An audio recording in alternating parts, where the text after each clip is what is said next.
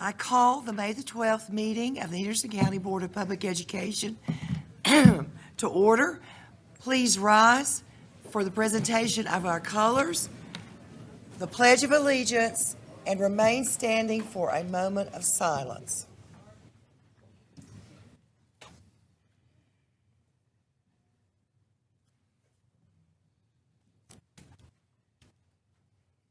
Mark time.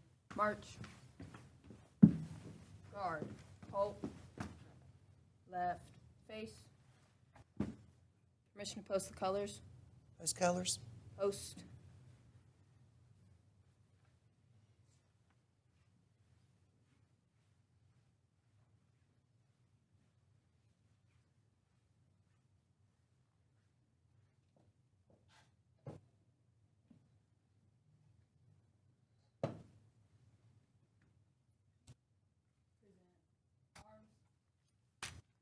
I pledge allegiance to the flag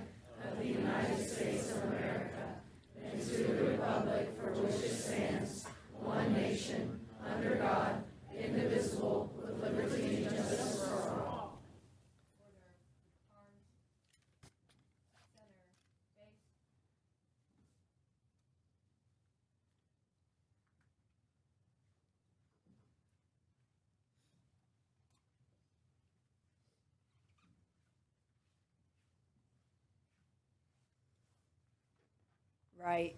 Face. Forward. March.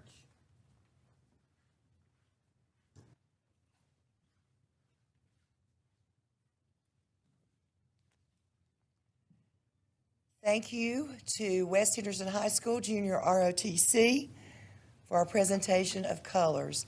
And now we want to have a moment of silence, but I'm going to turn it over to Mr. Garrett for a moment. So I'm sad to report that we lost a student over the weekend from North Henderson High School in an accident that happened a few days ago. So out of respect for that family, I'm not going to share the name out loud. I think the school has shared that with their student body. We have people there that are helping them through this. But if you could just say a special prayer silently for North Henderson High School and the Knights and that family as they grieve at this time. Thank you.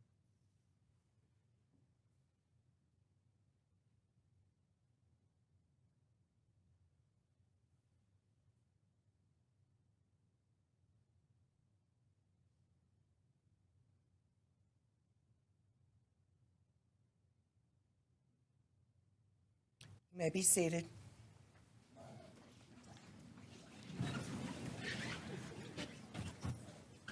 Welcome to all. We have a full house tonight. It's glad to see all of you out in support of your children and of public education. So we are going to start with our agenda approval. Do I have a motion to approve the agenda as presented? I move we approve the agenda as presented. All those in favor? Aye. Opposed? Agenda is approved. And we're going to begin by celebrating student and staff recognitions. Mr. Garrett.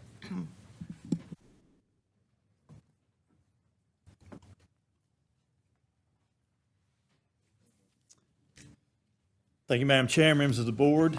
This is always an exciting meeting because this is the one where we kick off student recognitions by honoring and recognizing those students who have enlisted in our U.S. Armed Forces. This is a tradition that's long-standing here, so we will call some folks down, we will announce those names, and we will have them come up on the stage so that we can all get a good look at them, and then we will celebrate them all at the end with a huge round of applause. So at this time, I would like to welcome Ms. Pippin up to share about the East Henderson enlistments. Good afternoon. East Henderson is very proud of the 4 young people who have decided to serve for us, for our country. They are David Phelps, already serving in the National Guard, and I'm not sure who of my folks are here. Manny Navarro, National Guard, again, already serving. And then enlisting upon graduation will be Jaden Saylor in the United States Navy. Hey, Jaden.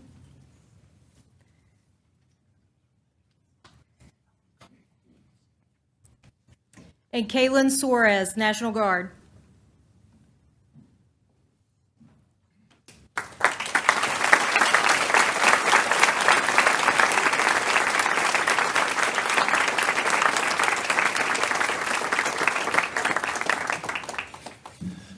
Now I'd like to ask Ms. Farley to come up and share about the Innovative High School.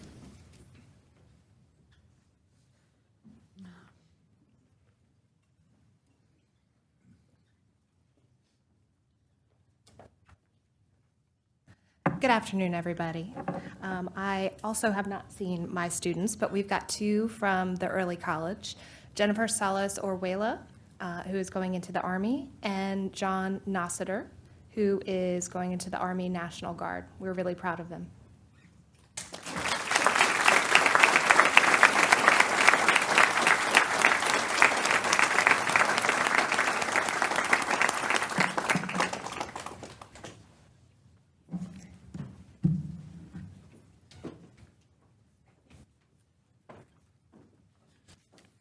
Now I'll ask Ms. Chisholm to come up to share about Hendersonville High School.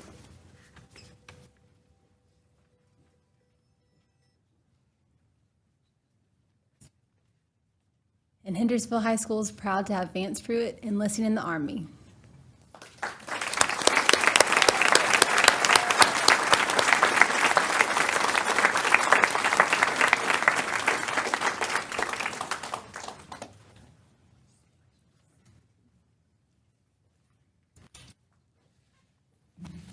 Dr. Shepard is unable to be here this evening, so it's my pleasure to share the North Henderson enlistments. And when you hear your name, please come up and join your colleagues on the stage.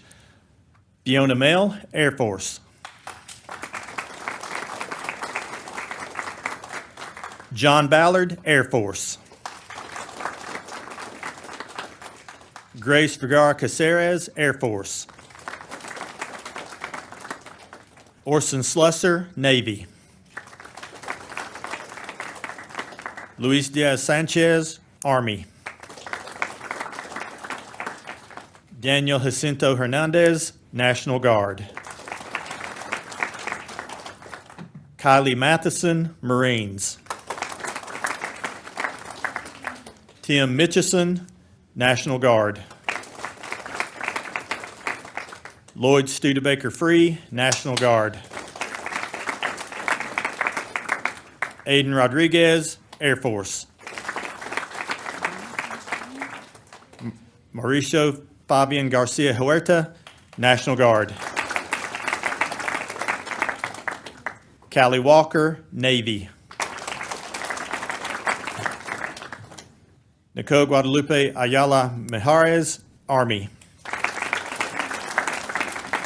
And Jonathan Martinez, National Guard.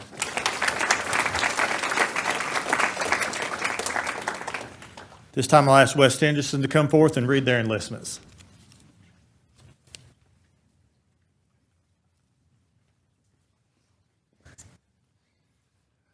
Thank you to the school board and leadership team for having us here today, and very proud to for these West Henderson enlistments.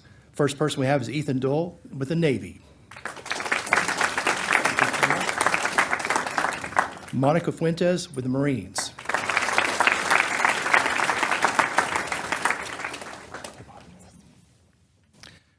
Josiah Gritsavage, Coast Guard.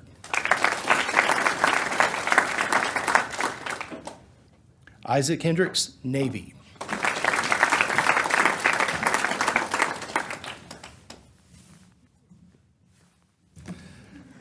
Diego McCrary, Marines.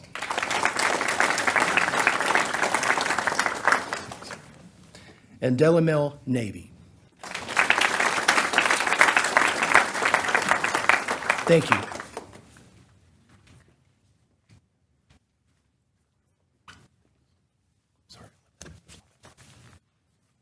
So the students on the stage and those who we read who weren't able to be here, thank you for making this commitment. Thank you for honoring us with your service, and thank you for stepping forward to serve this great nation.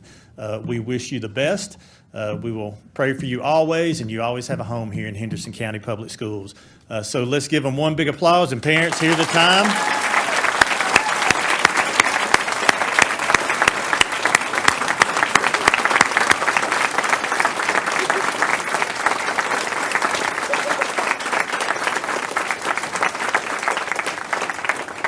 And this is a perfect picture opportunity for parents before we bring them down off the stage.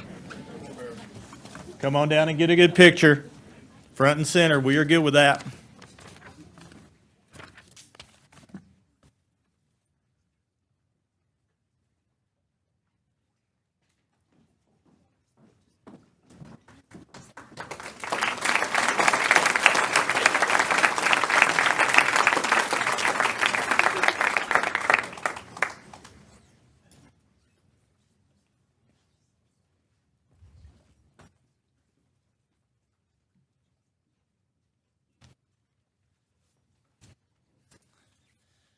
Now we move to the student recognition portion of the evening, and we're proud to honor several students as we have a good crowd here tonight. First, I'd like to bring down Mr. Joyce, or no. Miss Summy is here. We got the better end of the deal tonight. So thank you, Miss Summy, for joining us, and you have to tell Mr. Joyce that he just missed out. Good evening, everyone. Thank you for having me. I'm April Summy, the Assistant Principal at Bruce Drysdale. I'm here on behalf of Mr. Joyce, who sends his wishes, but he's out driving a bus in the rain right now. Okay. So first of all, we want to recognize our spelling bee winners. They won first place in the local competition, and they persevered under pressure and worked hard, and we're just super proud of them. We're also joined today by their coaches, Suzanne Pilkington and Allison Kiefer. So let's see, if you're here, come on down, okay? Our spelling team is Soli Moa, Gibson Stipe, Wally Outlaw, Kate Hickley, Elena Todd, and Caleb Yoder.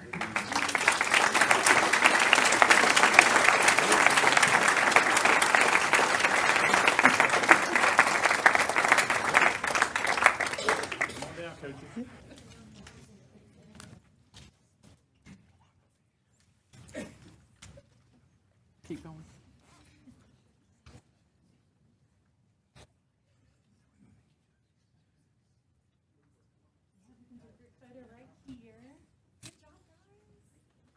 Should we have you spell something? Don't worry. We don't have one. There's the one for the squad.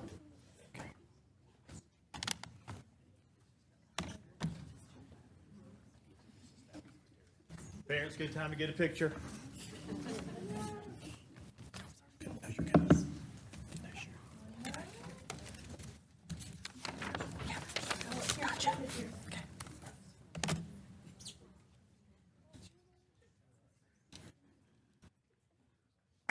All right.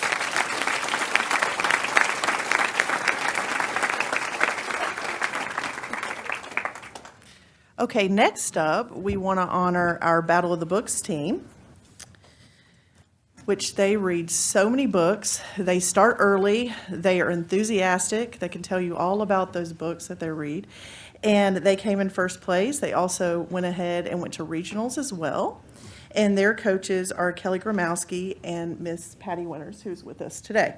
And those team members, if you will come on down, if you were here, we have Miss Olivia Garcia, Reese Hanna, Ava Mitchell, Casper Holloway, Elliot Goller, Gibson Stipe, Jesus Cruz Chavez, Parker Delitza, Roddy Crum, Smith Armstrong, Soli Moa, and Sylvie Ortiz Allison.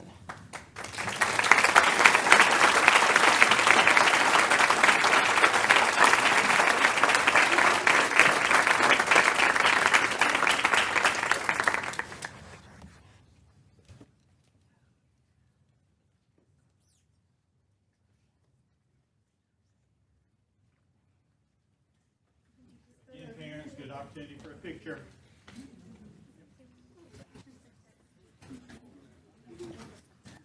That's right, Mr. Mitchell. Don't want to miss this opportunity. That's right.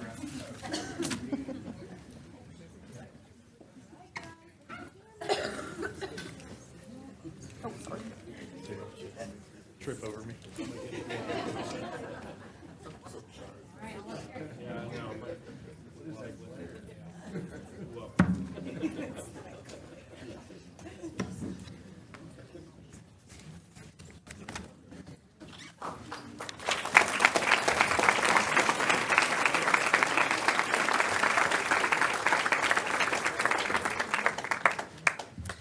Okay, we have one more. Next, we'd like to recognize Smith Armstrong, who won first place in the Carl Sandburg Poetry Contest. This is a national contest, and they have hundreds of entries every year. And his poem was on the theme of freedom. And then his teacher is Victoria Schaefer, who is here as well. And I wish if you get a chance, go to the Carl Sandburg website and read his poem. It's phenomenal.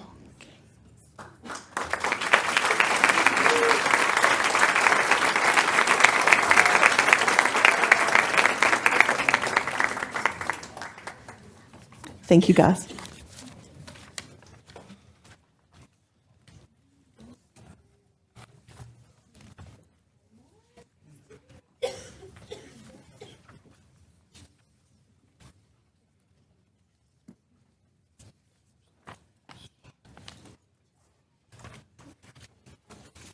Next, we're going to honor Sugarloaf and Miss Newcomer.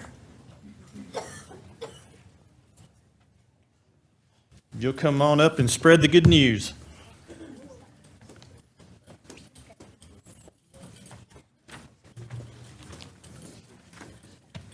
Thank you so much for having us today. If our team wants to come on up.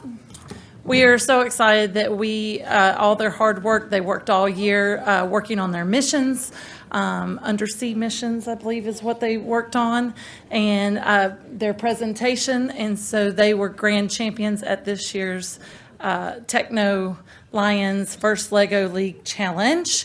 And our team is, our teacher and our sponsor is Karen Rayner. And she works all year. They work once a week all year long to get ready for this. They have put in a lot of time. And so our team is Mia Bemistifer, Zane Zidanek, Mateus Batista, Kinley Owens, Wyatt Winters, and Kinsey back there in the back for us. If you guys want to come on over here to get your picture, congratulations, everyone.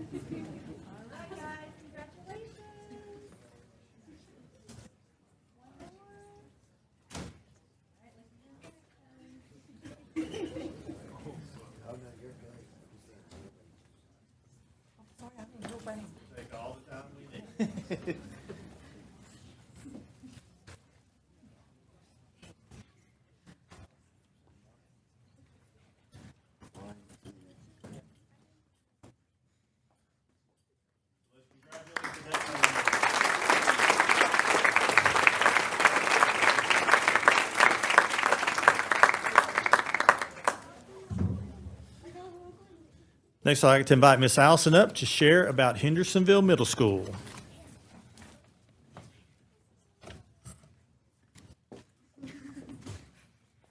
Thank you. I do want to start by saying thank you to our leadership team and members of our instructional services team that helped to judge our school competition. But I would like to also recognize Courtney Nidak and Kemper Gibson, who took our National History Day students to the state competition last weekend, and we're going to recognize the folks that took home some awards. So first up, I'd like to welcome Lucas Nelson to come on down. Lucas Nelson won a special prize for African American storytelling for his project on the importance of United States colored troops.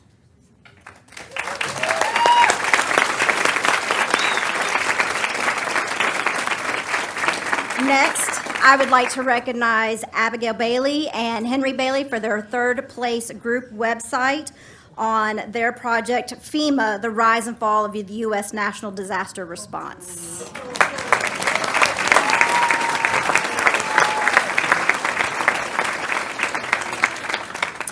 Alex Pearson and Chloe Dixon could not be with us tonight, but they took third prize also for the Animal Welfare Act, and their project was an exhibit, which is a really tough category.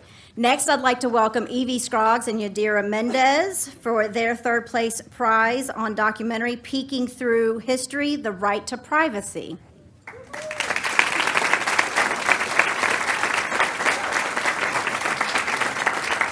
Yes. Thank you. You're awesome, Henry. Thanks for, I'll hold on to these two.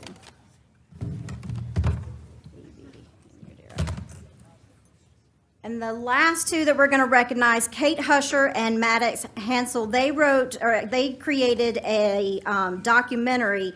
They took second place at the state level, which means they have qualified for the national competition, which will be in College Park, Maryland. And their project was The Dark Side of Discovery, exploring ethical issues in medical research.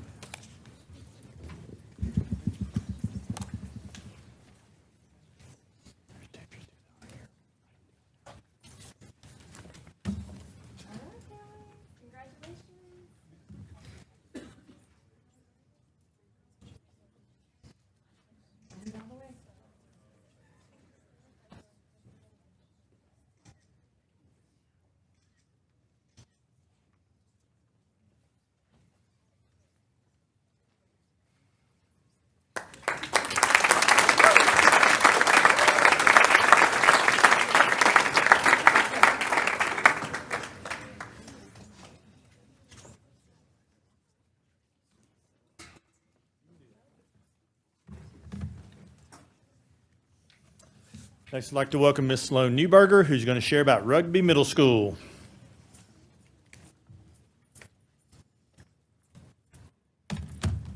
Thank you. Good evening. I'm Sloan Newberger, Assistant Principal at Rugby Middle School, standing in for Dr. John McDarris, who could not be with us today. First, we'd like to recognize Erin Moore.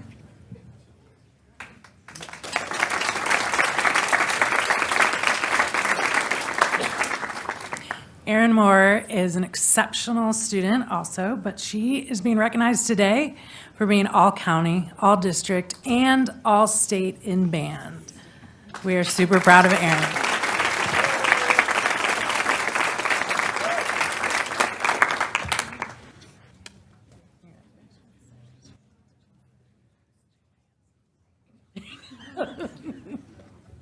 Second, we would like to recognize Brandon Hamlin. Okay.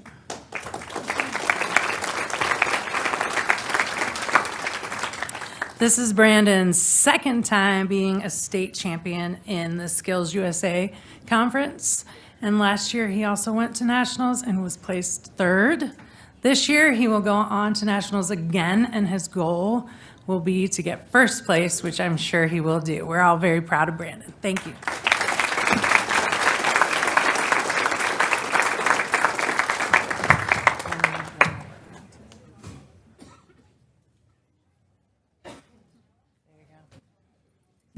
Thank you all very much.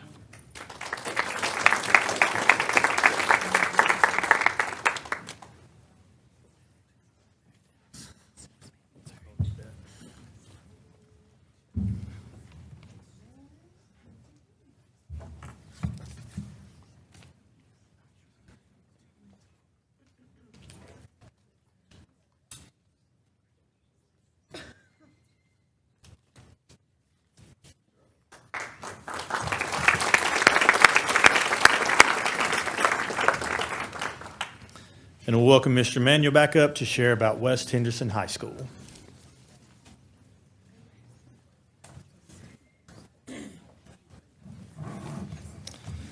Good afternoon again, and thank you to our school board and leadership team again for having us here today to be recognized. We really appreciate it. It's awesome. The Skills USA North Carolina Championships were held in Greensboro back in April. The conference was the largest showcase of career and technical education in North Carolina, with more than 3,000 outstanding career and technical education students coming to compete in over 140 hands-on trade, technical, and leadership contests. And the following West Henderson students were winners in their respective competitions. And cabinet making won, which is a timed live competition that tests the competitors' measure and layout abilities, as well as their woodworking skills, as they build a toolbox within a 3-hour time frame. And we had a first place winner, Coy Bill. If Coy could come up, please.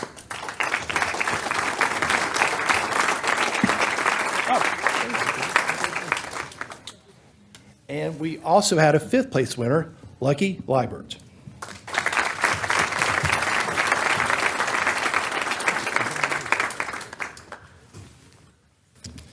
We also had some competitors in the cabinet and furniture making showcase. And these competitors build a piece of furniture at their home schools and bring them to be judged at the competition. And we had and if you haven't seen this, you probably should. Mr. Deese could tell you more about it, but an awesome poker table that was created by this guy here, Roscoe Green. Roscoe, if you could come down. It's unbelievable if you see it. There he is right there. And you should see the pictures for real. It's unbelievable. And we also had a 5th place winner, John Dottie. With John Dottie, come down, please.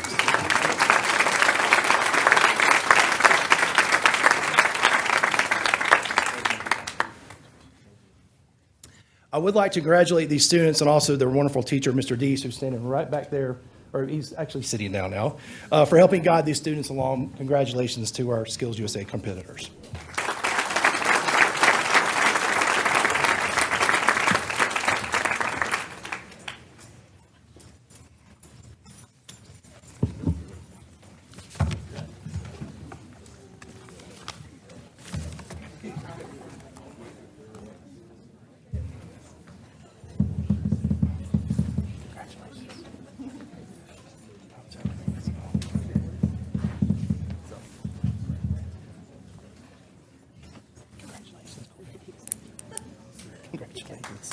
Thank you, guys.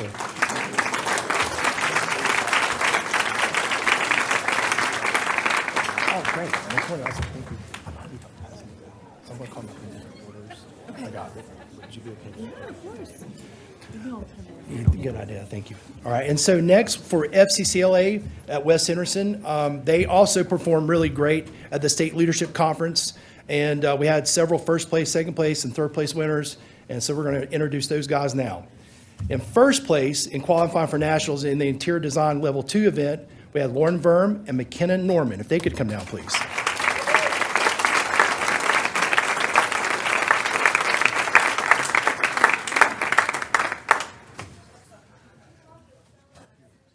We also had first place in qualifying for nationals in Chapter and Review Display Level 2 events, Melody Fuentes and Jalen McCormick.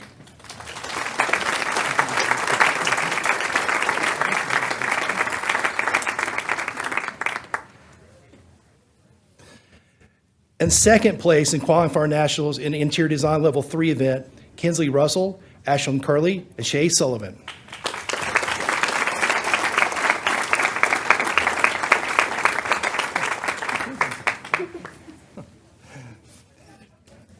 In third place in the Chapter Service Project Portfolio Level 3 event, Sarah Kim, Lydia Morgan, and Kirsten Radford.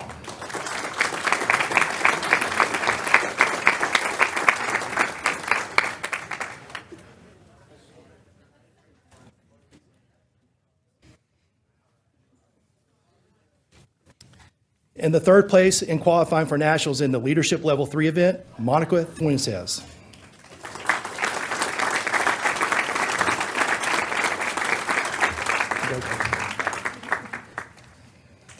In fourth place in qualifying for nationals in the Teaching Strategies Level event, Lucas Fuentes.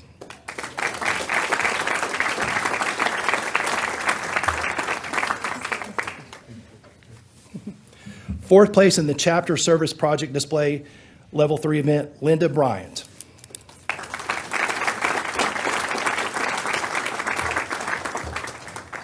And fifth place in Entrepreneurship, Kai Hendricks.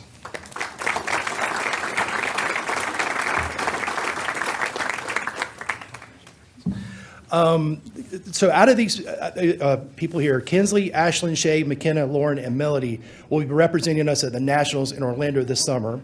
Sarah Kim, who is a senior this year, has also been the North Carolina FCCLA Vice President for Programs for the 24-25 school year And at the conference, she wrapped up her term and handed off her red blazer to the incoming vice president. She's done a wonderful job serving in that role, so congratulations to Sarah.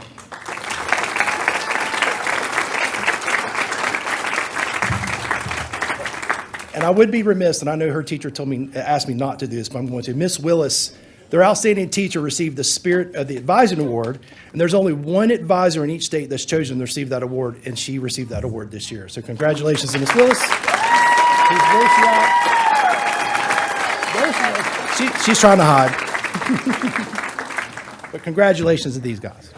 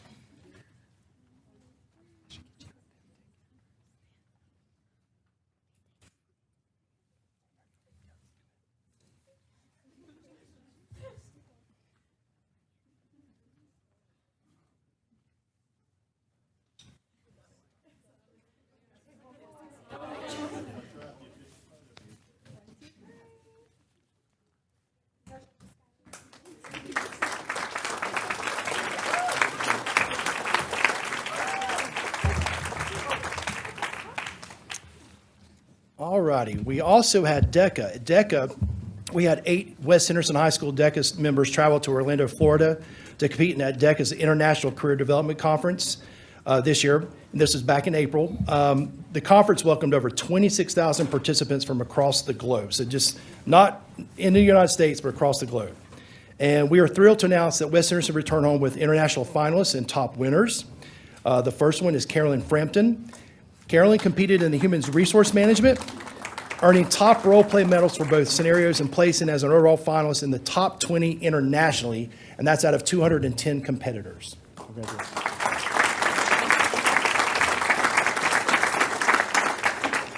We also had Aubrey Garrett and Holden Hamlin. If they're here, they can come on down. Awesome.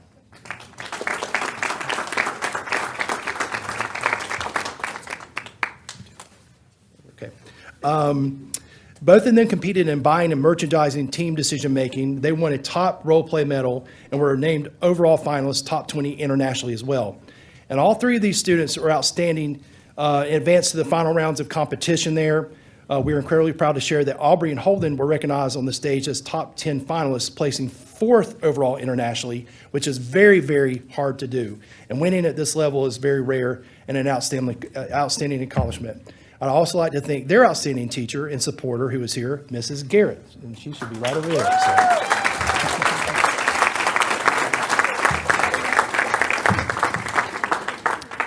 Thank you. Guys, you can get a picture.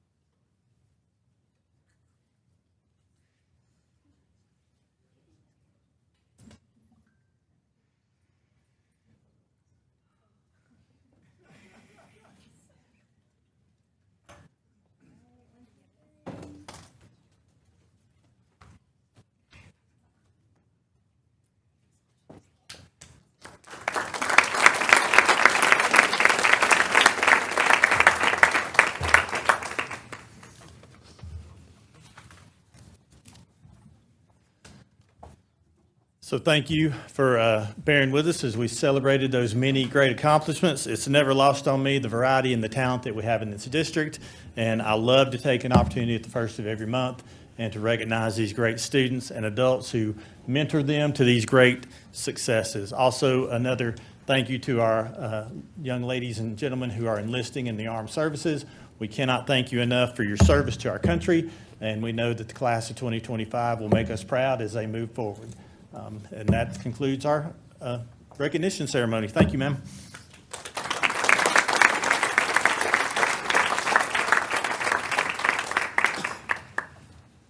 That is just awesome. Congratulations, all you students and parents and teachers and faculty who have worked so hard and put in these extra hours to receive these accolades. Not just Henderson County, but state and national winners. Awesome. And now we are ready for a program highlight from our SGA. Is that Mr. Garrett? You, Mr. Garrett? Me. Yes, ma'am. We wanted to do a program highlight a little different this month. We've done a lot where our adults do the presenting. But tonight, I know that you see in my updates that we meet monthly with the Joint Student Government Association, and that includes SGA members from all of our high schools that we have. All 6 high schools are represented on that council. And we asked them if they would put together a little presentation to share with you what it is they do and what it is they get out of that opportunity to serve, not only as student government leaders in their building, but as they work together across the district as well. So I'll ask them to come up and get started with the program.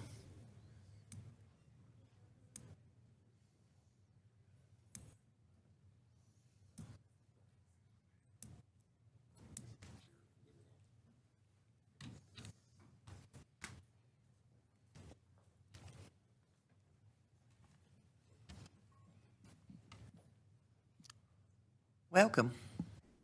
Hi. Hello, everybody. My name is Diego Ornelas. I'm the student body president at Henderson County Early College. Today, we're a collection of students from all the high schools in Henderson County Public Schools that have come together to talk to you guys a little bit about what we do at our monthly student leader meetings. So, once a month, student body presidents and senior class presidents come from all 6 high schools in our county to collaborate, share ideas, and support one another as student leaders while getting fed delicious food by our hosts. These meetings are designed to strengthen connections between our schools and give us a space to discuss what's happening in our communities.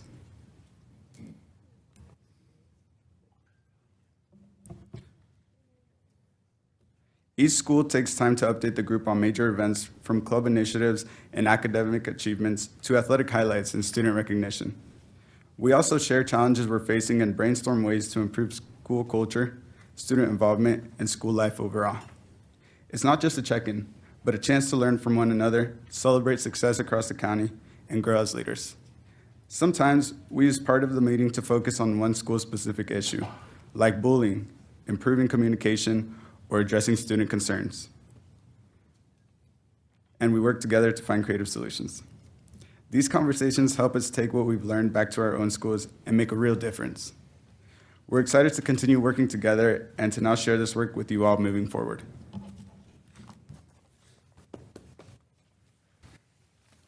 Hello, we're from East Henderson. I'm Heather Wetzel. I'm the senior class president. And my name is Jordan Brown, and I'm the student body president. And we're going to talk about what is our why for these meetings. So in these meetings, our focus is really putting our pride aside, eliminating the competition, and fostering real connection between each high school. These meetings also give us the opportunity to bring student voices into the heart of Henderson County Public Schools' most important conversations. This isn't about having perfect answers. It's about creating space to toss around ideas, listen openly, and build off each other's perspectives. By connecting rather than competing, we create a stronger, more united school community, one where every voice matters and students get to say in how our school system is working for us.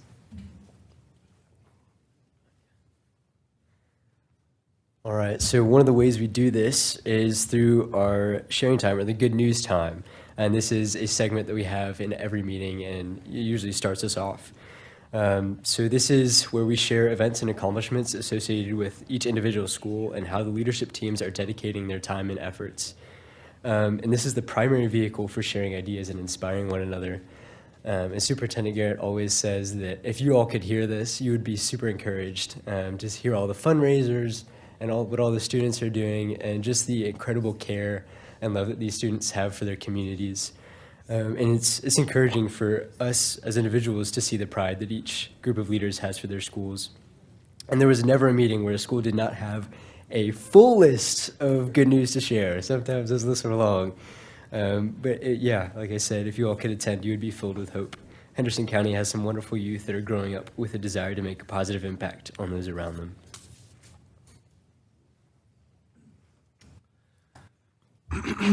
Good afternoon. I'm Brady Merrill. I'm the student body president at West Henderson High School. And this being one of my first ever meetings with the board, I would like to share that one of my first impressions is one of community instead of competition, one of teamwork and growing together as people. And West's theme here this year has been better together for our student government. And this was chosen before any of the events that happened this year, such as Hurricane Helene occurred. And luckily, our theme for this year was couldn't be better equipped to handle this school year. Through these board meetings, we have obtained adequate funding for our programs. We have worked with other schools and students to establish fundraisers for hurricane relief, such as the combined Mr. WHHS programs, which I believe raised well over, I think, $120,000, but don't quote me on that figure, please. We also collaborated after Hurricane Helene to bring forth the Senior Shirts program, as won by my counterpart here. And these allowed all students across Henderson County to show support with one another and allow them to support each other no matter what school they came from through these times of trouble. And so lastly, I think all of us would just like to thank you guys here for allowing us the opportunity to come here and to learn and to be with one another to make our county better together. Thank you.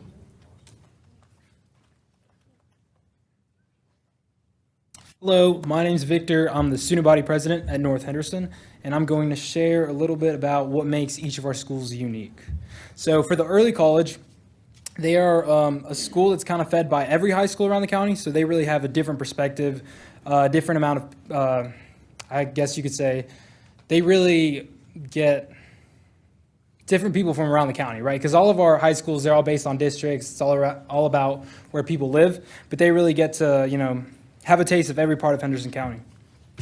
The Career Academy, they do really well in their CTE courses. Just like the early college, they have, they're in collaboration with Blue Ridge Community College.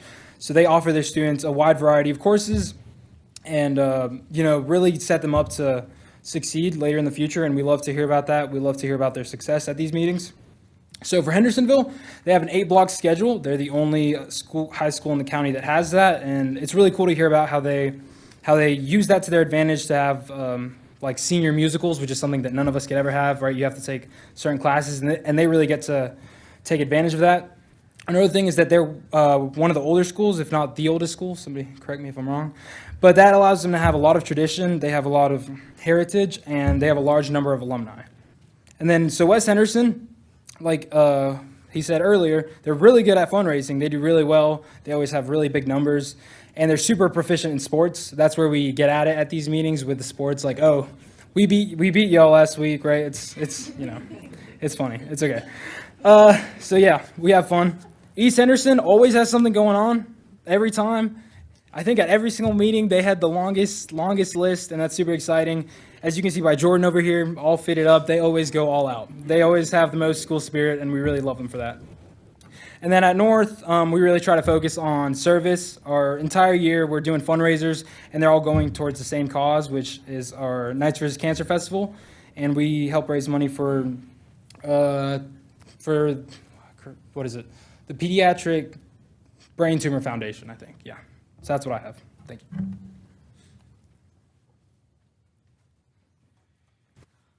Hello, we are from the Career Academy. My name's Rodney Hayes. I'm the student body president, and this is... I'm Ethan Murphy. I'm the sophomore class president this year. What? Do you have a speech? Yeah, it's right there. Sorry. In terms of community and progress, the importance of the student government meetings within the schools cannot be understated. The meetings ensure that both change and progression thrive throughout our community. While the actions taken to achieve this have varied, each school has approached this year's theme of connection uniquely and successfully. East has shown a lot of connection with their younger grades, with their elementary schools and middle schools, to help navigate them through their education and give them hope for when they rise up to be high schoolers. West has always shown a lot of care for the community, as you all have seen with the large amount of money raised for Hurricane Helene relief. North has always been giving. Where is my thing? Here we go. Sorry, guys, my papers were a little out of order. By borrowing all these ideas from the different high schools, it really connects us. It gives us like ideas. It gives us, you know what, you guys, I'm blanking, and I'm gonna admit that, and I'm gonna start over. Like I said, my papers were a little messed up. You're good. My You're good. apologies. East has shown a lot of connection with their elementary schools to give them hope and navigate them through their high school life. The early college has shown great work with their youth outreach with young scientists and all the different clubs that we have. Hendersonville took a different approach by upping connections within their school, by borrowing ideas from these meetings, as we all have. They've grown larger in their leadership goals and their population. The Career Academy has been working very hard to up themselves as a county high school thanks to these meetings. I know I have taken lots of ideas from these meetings that will be carried over in the following year. Thank you.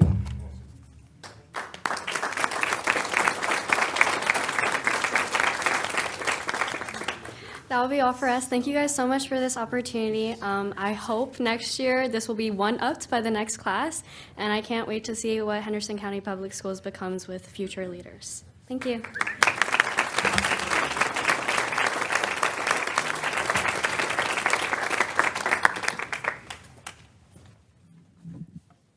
Thank you, student government members. We appreciate you taking your time to share this evening.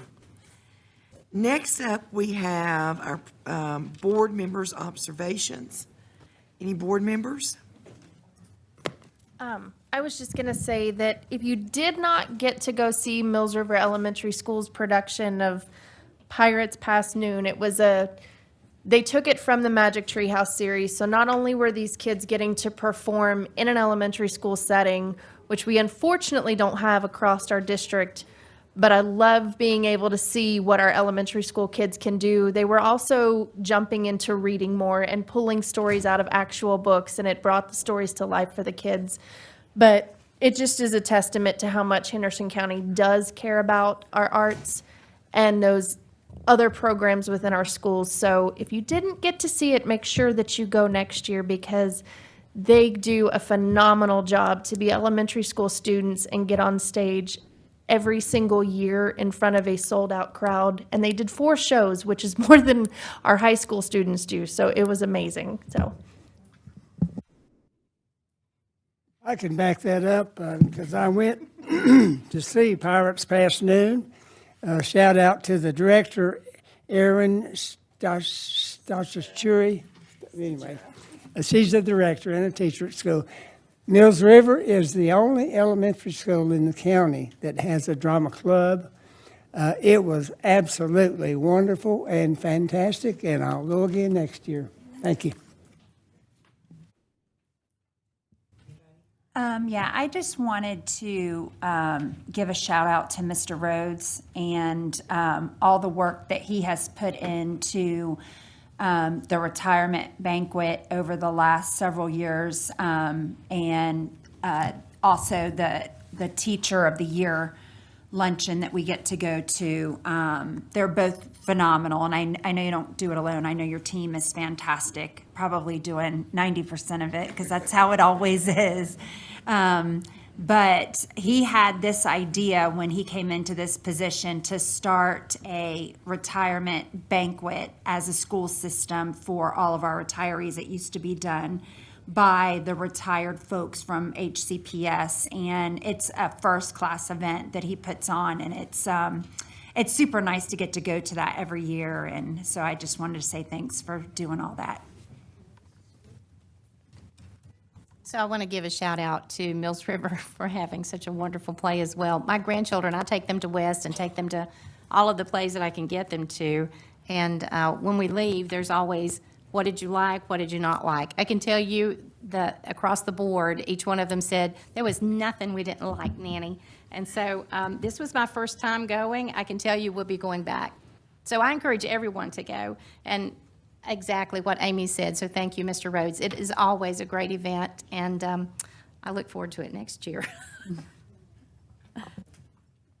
Well, at this time of the year, it's always a celebratory time, but also a little melancholy, I know, for our seniors, graduating seniors and their families.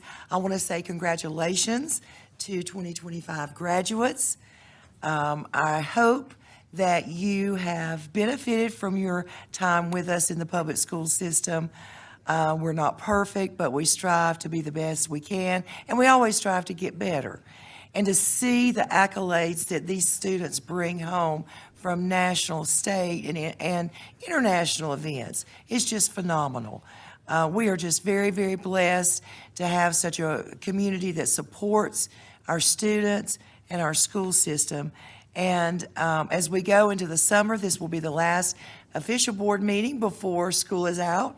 We wish you to have a safe and happy summer, and as you transition to next year, whether that be coming back to us or going on to further your education or the military or wherever, we wish you Godspeed. And now with that, we are ready for our public input. And I'm taking these as they came in. Alex Ramirez. And remember, we have 3 minutes, and the buzzer will sound.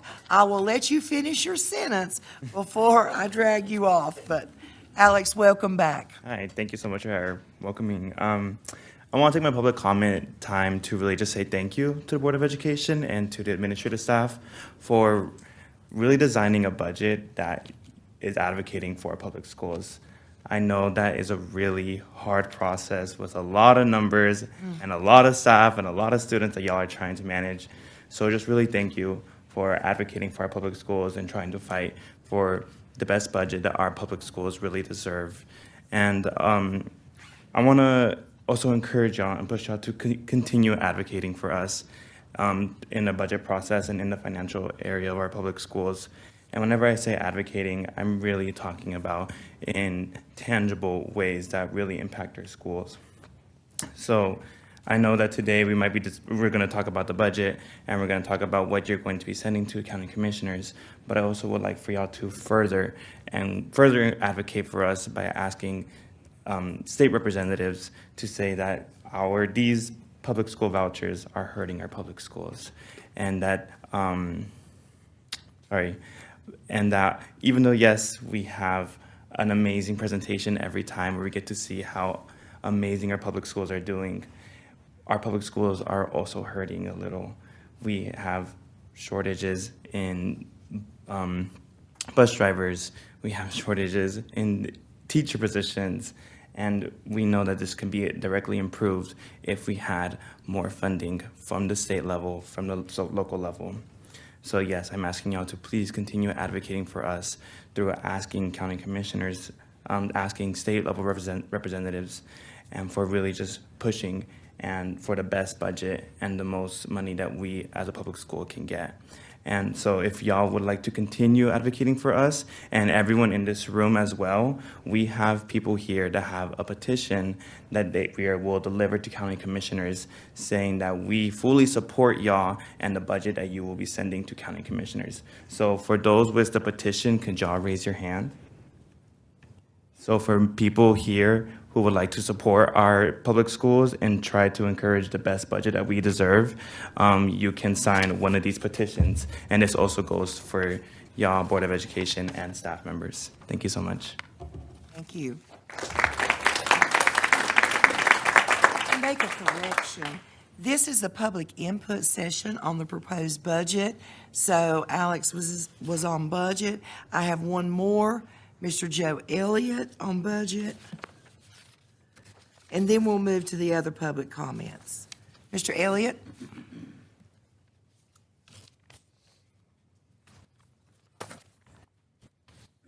Good afternoon. I want to start by thanking the Henderson County Public Schools teachers, administrators, and support staff. Your dedication to our students is extraordinary. Unfortunately, our schools will be even more stressed financially next year as Washington focuses on dismantling the Department of Education, while our own state legislature is continuing its efforts to push our entire public school system to the brink of financial ruin. The near-term funding outlook, in my view, is dire. Federal spending for education will fall by $12 billion under Mr. Trump's 2026 blueprint. Both Title I and IDEA are on the chopping block. Federal funding makes up about 10% of the total yearly school budget here. Let's thank the new Secretary of Education, Linda McMahon, former CEO of World Wrestling Entertainment, who is an active participant in the push to dismantle the Department of Education and its programs.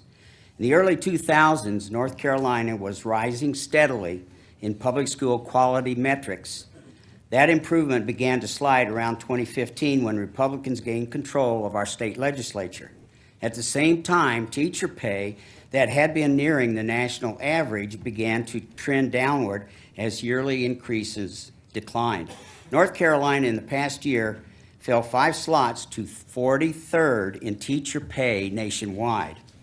The NC Senate has now proposed to increase teacher salaries just 1.25% next year. If a teacher is making $50,000, her or his salary will increase by $625. This insult to our teachers is staggering, particularly in light of the massive increases to the voucher fund. Thank our own state senator, Tim Moffitt, for the raise. North Carolina has allocated 2.32% of its GDP, gross domestic product, to support the K-12 public schools system, the lowest percentage in the country.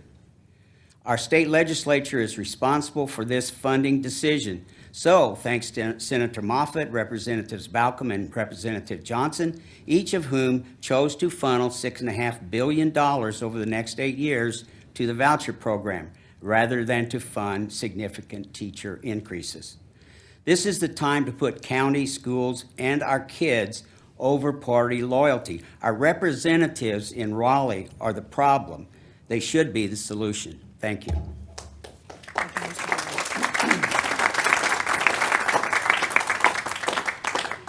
Okay, and now we're in our public comment section, and I want to start off with our students, Braden Ross and Lee Michael Strange. And students, I have the authority to give you extra time, and I'm going to give you at least 5 minutes, okay? And because we believe we're here for the students, and thank you for being here and sharing with us this evening. Yes, ma'am, we appreciate that.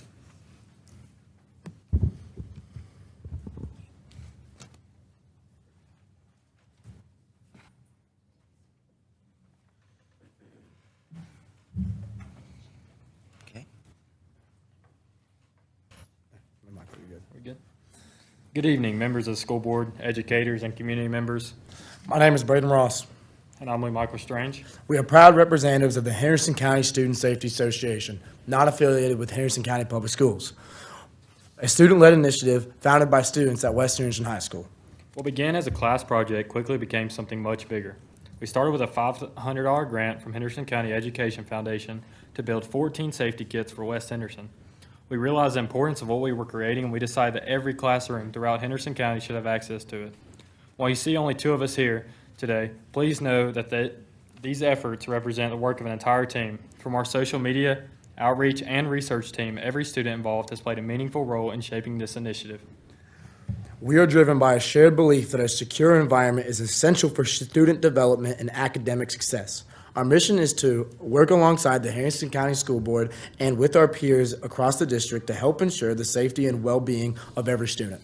We are advocating for a student-driven school safety initiative, including medical safety kits placed in every classroom throughout Henderson County as described in the informational packet placed in front of you. Staff training in CPR and Stop the Bleed in partnership with organizations like the American Heart Association. We've developed monthly safety-focused topics from hallway safety to emergency preparedness because we believe safety is not just about locked doors, it's about culture, awareness, and empowerment.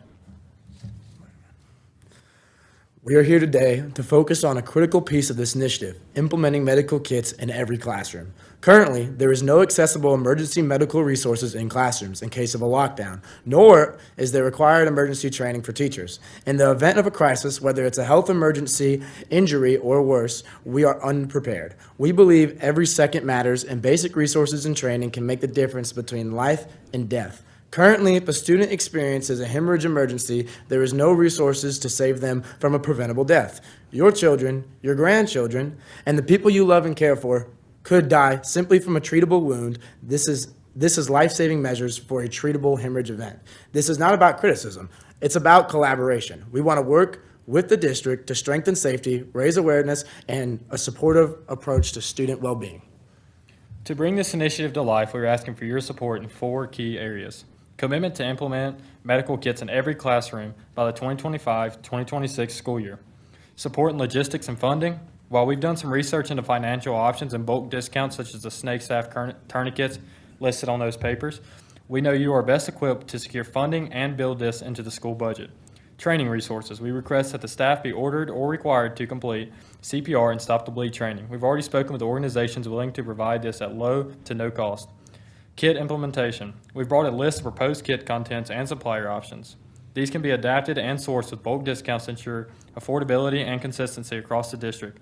We ask for your vote for making this board policy, making every teacher having the training, as well as kits inside every classroom, through policy 2300 Section D, or a monthly meeting. We are not asking for you to do this for us. We're asking for you to do this with us. Let's make Henderson County a leader in student-driven school safety, as well as the implementation of safety kits. Thank you for your time and support, and we'd also like to ask people in the crowd, if you're in support of this, just please stand. If you're here today for this, just please stand. So, thank you all for your time. Thank you for having us. We really appreciate it. Thank you.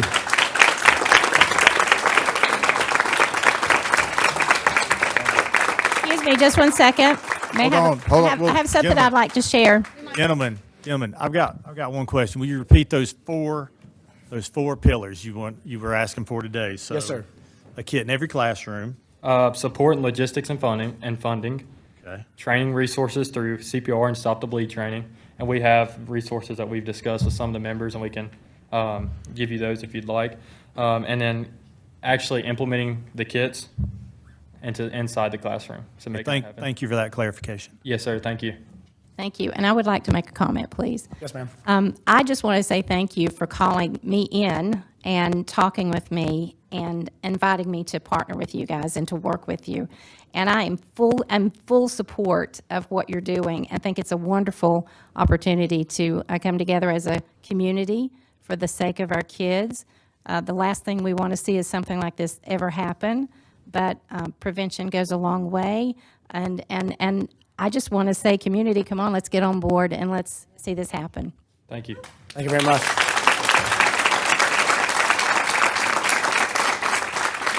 I just wanted to say to the students, well done, and I've gotten to see your research in more extensive manner, and you guys have done an exceptional job. And to your teachers and to your administration, just well done on these students, and just, you know, they are our future leaders, and they're proving it. Thank you.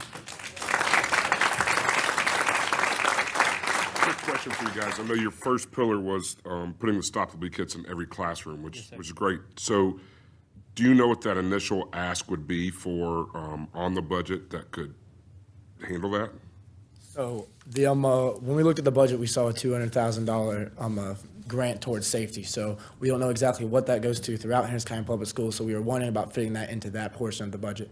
As far as the kits go, we have two different kits, the demo kit and the dream kit. The demo kit is passed around, and it's actually right there right now, and it's $37 and some change to make. The dream kit is what we're asking for, because in case of an emergency, it's going to take more than one tourniquet or pressure bandage in order to stop a balloon or major hemorrhage, is more than likely to. So the dream kit's about $85 and some loose change. But after speaking with some more people, we believe we can get those prices down and maybe even get some stuff for free when we talk to Party, Mission, and other hospitals. So for example, I know you figured out for West Henderson, so do you have that round number that you could share with the board? No, sir. So we don't actually have access to the amount of classrooms inside Henderson County. So that's one of the things we're asking for y'all's support and back in here. But for West Henderson Yes, sir. For specifically, West, it's because you shared that in your presentation. 5,600, you said? 5,600 for 66 classrooms, yes, sir. So, just for West Henderson High School. I just want to say I had the privilege of coming to your class, and I was really impressed with all of you. I mean, it's your research that you've done, the way that you're able to present and come and talk. I mean, that's really impressive. You guys are well beyond your years, but I really appreciate what you're doing. I think, number one, I love that you called it a dream kit. But I want to thank you guys. I'm in full support of this. I think this would be excellent. I think we can, with the community in some other ways, get kind of creative and come together. But I couldn't be more prouder of our students. Thank you. Thank you. Thank you very much. Thank you very much for your presentation. And what kind of support are you getting from the community, either our local hospitals or nursing centers or life care centers or things of that nature? So we actually spoke with Sheriff Lowell Griffin. He came by and we were able to present to him. And he actually was in full support and fully endorsed it. As well as right here, you see two guys from Etowah, Horseshoe Fire Department. They also said they were willing to help and support in any way they possibly can, from training resources to actual medical resources, as well as Mountain Home Fire Department has also said that they'd be happy to come in and even go get their Stop the Bleed instructor certifications just to teach the teachers at West Henderson High School. So having that community backing, people coming in and being like, whatever we have to do, we'd be happy to do it. And these are medical people that deal with the medical side. These are people that respond to West Henderson High School in the case of an emergency. So we are very grateful for the community backing we have and the resources we have within this community. And obviously the safety procedures and precautions we already have placed in this county, we're very grateful for. Yes, sir. Mrs. Holt, did you have a question? I decided to do I thought I had the math here, I could do it. I was going to ask for the $5,600 if that was that, which one? And then I was like, oh, I can just divide. Yeah, so that would be the maximum So I cost just of our divide. dream kit. So the most we're asking for, that's the maximum it Okay. would cost. So, And like he mentioned, it could drop with the snake staff tourniquets. We talked to them and got government pricing on that, so the more bulk you order, the more the price drops. So Nice. that's subject to change. and the hope is also it'd be a one-time purchase, but nothing expires at all. So the ideal world, we'd never have to use any of this, so it wouldn't be a constant payment. Well, I want to thank you guys, all of your classmates who are here tonight, and I know you've had a lot of conversation about it, you've done a lot of research, which is very impressive. You have put together an authentic project within your social studies class, and that's very impressive. So, you know, we will look at our budget tonight. I know that our school safety grant that we get, we're not in the grant cycle right now. That would have to be next year. But I just encourage you to not let this enthusiasm dry up. Keep it going this summer as you part ways this summer. You know, try to keep organized. Try to keep this in front of us, in front of all different community members. We are looking at our budget tonight, and I don't know where this could fit, if at all. We can't make any promises till we get to that. But I am just very, very impressed with a group of high school students taking on this cause. Thank you very much, ma'am. Thank you for your time. Thank you, guys. We appreciate all y'all.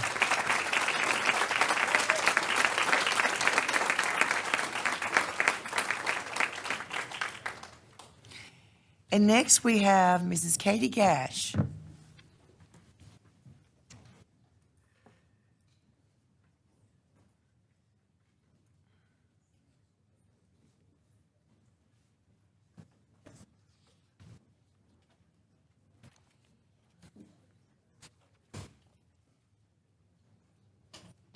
Good afternoon, everyone. Want to say a big congratulations to those young people who presented just now. That was absolutely wonderful, absolutely wonderful. So my name is Katie Gash, and I've spoken here many times before. I'm an immigrant, and upon receipt of my green card in 2009, I decided to become a teacher here in Hendersonville. I taught science and math at Hendersonville Middle School, and I had no idea how hard the teaching profession was. You give your absolute all as a teacher, and indeed it is personally rewarding, but personally rewarding does not pay bills. Personally rewarding doesn't send children to college, put a roof over your head, or help you keep up with inflation. We just celebrated Teacher Appreciation Week, and I want to express my gratitude to our amazing teachers, their administrators, and all the support staff, from bus drivers to cafeteria workers to our custodian staff and beyond. Thank you, thank you, thank you. I stepped away from the classroom last year for several reasons, but I must admit that one of those was the realization that I could no longer look a young person in the face and say in good faith that they should pursue a career in teaching, especially if they had a heart for such matters as critical thinking, justice in all its forms, equity, inclusion, or broadening horizons for the marginalized and overlooked. I would never discourage them, but I could not be an ambassador for what this state of North Carolina wants me to be as a teacher. I became a teacher because I wanted my children to be included, and children who look like my children and who shared similar experiences as my children to feel like they belonged. And as the years went by, I was encouraged that our county made deliberate efforts to further conversations and training in the area of equity. But now we face an environment where efforts towards diversity, equity, and inclusion initiatives are being attacked. And there are our efforts to close the achievement gaps and the opportunity gaps are being torn down. I know that you are not free to defend diversity, equity, and inclusion, but I am, and so I will. Our administration in Washington, D.C., which is directly impacting national, state, and local education systems, is saying that diversity, equity, and inclusion is something evil and divisive. But no, it is not. It is rooted in empathy and justice. It is rooted in truth and care. It is rooted in wanting everyone to have a fair chance. Without it, we will never achieve what we claim we want to achieve. We have DEI efforts because the not-so-distant past has ripple effects and has not afforded everyone an equal starting place in the present.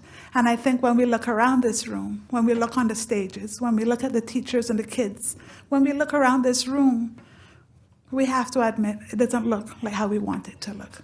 And so I do feel there's still place for DEI, and I thank you so much for giving me this opportunity.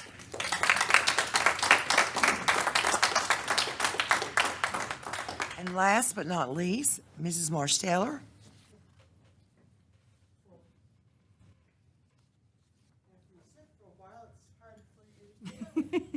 You meant that. Thank you so much for allowing us to come and speak to you. I know that you are here for the best reason in the world, our kids. And we know how much you love them, to put the time in that you do, and the wonderful kids that we've seen go through here just tonight, let alone all the nights previously, that we have a great team, we have a great teaching foundation. And I'm praying that we realize that we need to get to the point where we are teaching our children how to think rather than what to think. We can help them and encourage them. I mean, I was a teacher for a long time, and things have changed so much because I'm so old. And now you look back on it, and I'm thinking, what happened to education? But I see our school, this particular one, I don't know how to keep it the way it is, but I would love, I don't want to keep it just the way it is. I want to nudge it a little bit here and there. But I do want what God wants for this community. I think that's the one important thing that overshadows everything else. if we can look at each other, care about each other, and not put each other down, but understand we are not fighting each other. We are fighting a spiritual battle. This is a battle not against flesh and blood. This is one against an enemy that sneaks in and does all kinds of things that look good, but end up degrading many things. And so I'm asking that the budget is so important, and you have the best interest of the kids. I'm asking you to be kind to each other when you go through this, and when you work with each other, that you not get too aggressive in what you believe, and you'll give each other something special. It's called love. And it's not from you, it's from him through you. And when you do that, you can't lose. You are in a position and a place where the Lord Almighty wants us to be. He wants to gather us in. He wants to cover us with himself. He wants to make us all that we can be, kids right on up to old people. And so I just ask that you would just consider, when you do your budget, consider what is best. Not necessarily what's good, but what is best for the kids. And how do you get there? Thank you so much. God bless you. And I'm praying for every one of you. Thank you. Thank you. Okay, on our agenda, we are down to the consent agenda. You see the agenda presented upon superintendent recommendation. Do I have a motion? So moved. A second? Second. All those in favor? Aye. Opposed? Consent agenda is approved. There is no old business, so we are going to start with our new business. Mr. Taylor. And I think this is a yearly kind of thing that we do. Yep. Thank you. Yes, thank you, Dr. Revis, and good afternoon or evening almost, board members. So tonight I'm presenting to you, as Dr. Revis has mentioned, our annual agreement with Polk County and Rutherford County. In this agreement, we allow for Polk County students who live in the Saluda Elementary District to attend Flat Rock Middle School or East Henderson High School as if they are Henderson County residents. And that's because Flat Rock and East Henderson are closer for those students who live in that Saluda elementary zone than their middle school and high school in Polk County. For the Rutherford side, it hits some of the Bat Cave and Lake Lure area and allows those students, again, for the same reason, proximity to attend Edneyville Elementary, Apple Valley, or North Henderson. And so again, this agreement has been in place for a number of years, and so presenting it again to you this year for your approval for the upcoming school year. Any questions on this agreement? Do I have a motion? Move that the agreements for inter-unit student transfers, Polk County Saluda section, and the Rutherford County Bat Cave Lake Lure sections be approved as presented. Second. Any discussion? Questions? All those in favor? Aye. Opposed? Thank you. Resolution carries. Thank you.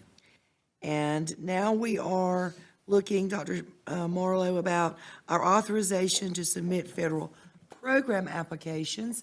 Again, this is something we do every year, a requirement in order to apply for some of those federal funds. It is, and this is specifically around the title funds. So Henderson County takes part in 4 of those federal funds, Title I, II, III, and IV. Title I, you're probably familiar with, we use it in our elementary schools that are, the poverty level is 35% or above. The emphasis there is to make sure that all of our students are meeting state standards and ensure that there are no financial barriers, so we're able to push funds into those schools to help with programming or personnel. It also encourages a high level of parent involvement and helping parents to be able to help their own children. Title I also includes a piece around migrant education and a piece around the McKinney-Vento Homeless Education Grant, which is all included under Title I. And again, it's making sure that all students meet the state standards. Title II is included in there as well. We talk about it being around improving teacher quality or supporting effective instruction. Our BT program, meaning beginning teachers, that whole program, we do all the training through our instructional coaches who are paid for by that funds. We use some of those funds to help bring in beginning teachers before the school year begins so we can get them off to a good start.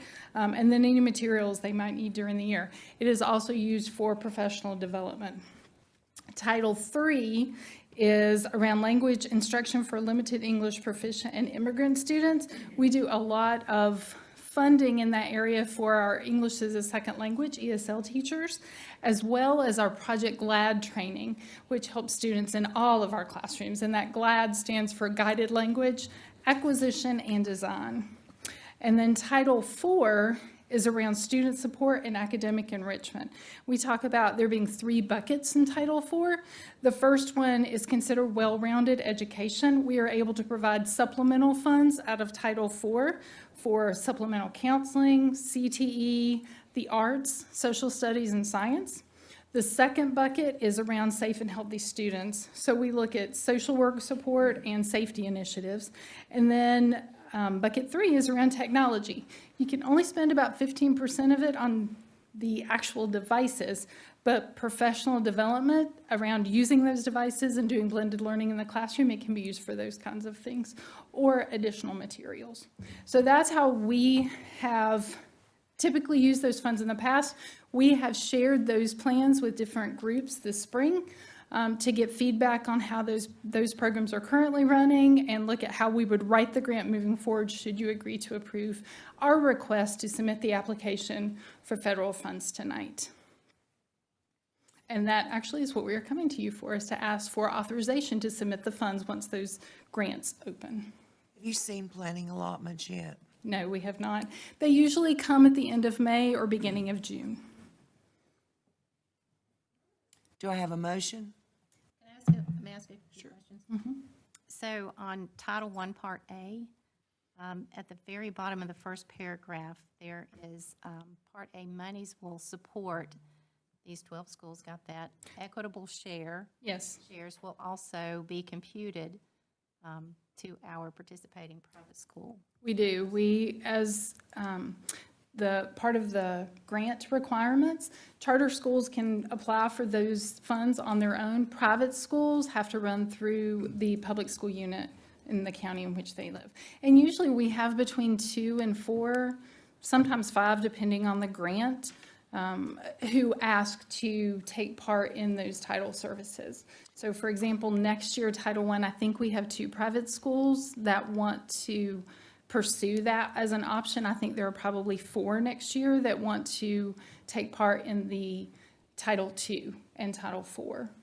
So, and that's out of, I believe there are 16 or 17 private schools. We're required to reach out to all of them. All the funding runs through the public school unit. We don't actually give them funds, but we pay for materials, we contract with their tutors, we handle all of that, and then they provide the services. Okay, and then Title I, Part C. I noticed that the age group is ages 3 to 21. Can you elaborate on that just a little bit? Because if we have 21-year-olds, then how does that work? We serve students ages 3 to 21 in our schools. So preschool, and students can be 21 when they get out of high school. And that's not just for migrant ed. We see that a lot, especially with Exceptional Children's Program. Okay, so the 3-year-olds are where? Well, technically we don't, but we could. So we do have preschool right now that serves our Exceptional Children's program and 3 of our schools, I believe. But those are typically 4-year-olds once they get to us. Okay. Yes. Sometimes you see that with speech, with our youngest kids as well. Good call. Yes, thank you. Okay, one more question. These are some that Beth and I had, as we were going through this, she's like, I don't know about this. And I said, you know what? That's a really good shit. So it caught my eye as well. So the McKinney-Vento, the homeless, does that grant money go to local organizations here, nonprofit organizations here in the county? The money comes to Henderson County School to help support the students who are considered McKinney-Vento. Okay. So it's handled through Henderson County Schools. We're not just giving funds to individuals or organizations. Okay. Thank you. And just to make you feel better, all of these funds are monitored Okay. based on federal guidelines. In fact, we're waiting to find out, the next cycle is being developed for monitoring. And so our last monitoring, I think, was 2 years ago. So it's usually within a 4 to 5 year cycle. So we'll find out where we come up in the next one. And it requires quite a bit of documentation by all the programs and all the schools that take part in these. So we have to show every penny of where every piece of money is going. Any other questions? Do I have a motion? I move that the Henderson County Board of Public Education grant staff the authorization to submit federal funds applications as outlined in the request. Second. Any discussion? All those in favor? Aye. Opposed? Okay, motion carries. And another annual thing we do. So our Career Academy is considered an alternative school, and we get to choose an alternative accountability model for them. So our other schools are all scored based on that measure of ABCD. They're given the letter grades, but we can choose an alternative accountability model for the Career Academy. The last several years, we have chosen option B, which is outlined in your packet. The reason we like option B and would like to continue that is it gives us several measure points, which are also included in the Career Academy School Improvement Plan. So those are things that they are working on. The first is 20% of that model would be about student persistence, and it's about keeping kids in school and getting to graduation, something we definitely want to be working on. The next 20% is around school achievement. That is proficiency, and we certainly work on proficiency and how students are doing based on standards. And then 60% of that is based on growth. And the growth is calculated based on EVAS, which is the Education Value Added Assessment System that the state uses. We get those scores for schools, for students, for teachers, and so 60% of that growth model would be based on that. And then schools who are under Accountability Model B are ranked as progressing, maintaining, or declining. And we've been both progressing and maintaining over the last couple of years with Career Academy. So what we are asking is that you approve the opportunity for us to be able to continue with option B as the accountability model for the Henderson County Career Academy. Any questions for Dr. Marlowe? Take a motion? I move that the Henderson County Board of Public Education approve option B, the alternative school progress model, as the accountability model for the Career Academy for the year 2025-26 school year. Is there a second? Second. Any questions, comments? All those in favor? Aye. Opposed? Motion carries. Thank you. Thank you, Dr. Marlowe. Okay, and now we're down to Mr. Sosha. Good evening. Good evening. Yeah, this first one sort of falls into that annual piece because we are to that time where we need to get all of our procurement waivers for next year approved by you guys. And a couple of them crossed the $90,000 threshold, so they dual purpose it. So you've got a big list of vendors that we're here to talk about tonight. I'll start with PCG. They are the company that we work with to do our Medicaid billing and services. We've used them longer than I have been here. We use the Medicaid funds actually to pay their contract. They've been they've been consistent actually with 13%, which for us runs about $125,000 a year, which does sound like a lot of money to process the Medicaid stuff.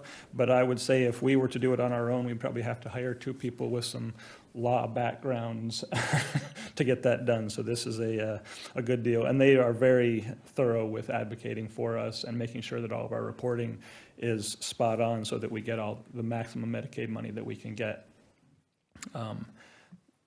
And so we are bringing them, they are both over 90,000 as well as we're using them as highly specialized and for continuity of service from the procurement waiver perspective. And you can save questions, you can ask questions as we go. I'm just going to keep on going until you stop me. Lexia Voyager, they provide the English language development platform.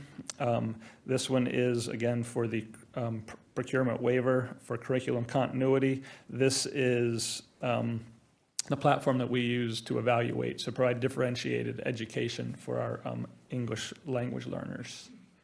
We've been using them for many years now, and we use federal funding for them. We do have a new one, Emerald Education. And they have come to us because we have been provided the opportunity to do the summer learning program, the recovery for the 4th through 8th grade with the state Helene recovery funds. And with the short turnaround time, we have had to provide a plan as well as provide materials for our teachers to use in the classroom. So what Dr. Marlowe and her team have come up with is this Emerald Education to provide these math kits that we can use. It is a lot of money, it's $355,000, but it is state dedicated money that we have to use for summer learning, and if we don't use it, we don't get to keep it at all. And it is also for materials that will be able to be used after the summer learning program. So it's not just spending it for summer learning, it's actually using these dollars to provide an investment that we'll be able to use in the future as well. And I will say they're very excited about this. She was very excited when she came to tell me about it in the first place. Well, tell us more about it, because that's the one that I've got questions about, because it seemed like it's math games, right? So what is the difference between this and iReady that we're already using that we're going to spend another $325 on? So these are all hands-on games. They are meant to use with students in elementary schools, specifically 4th and 5th is the area we're targeting, but we also want to look at remediation areas. So we're purchasing some that are lower down in grades as well that they can use. They are hands-on, focusing on the things that students typically struggle with, like fluency, computation skills, that kind of thing. But that's the elementary part. Once you get to the middle school part, it starts to look at more in-depth problem solving. And those aren't so much games as along the lines of project-based learning type activities.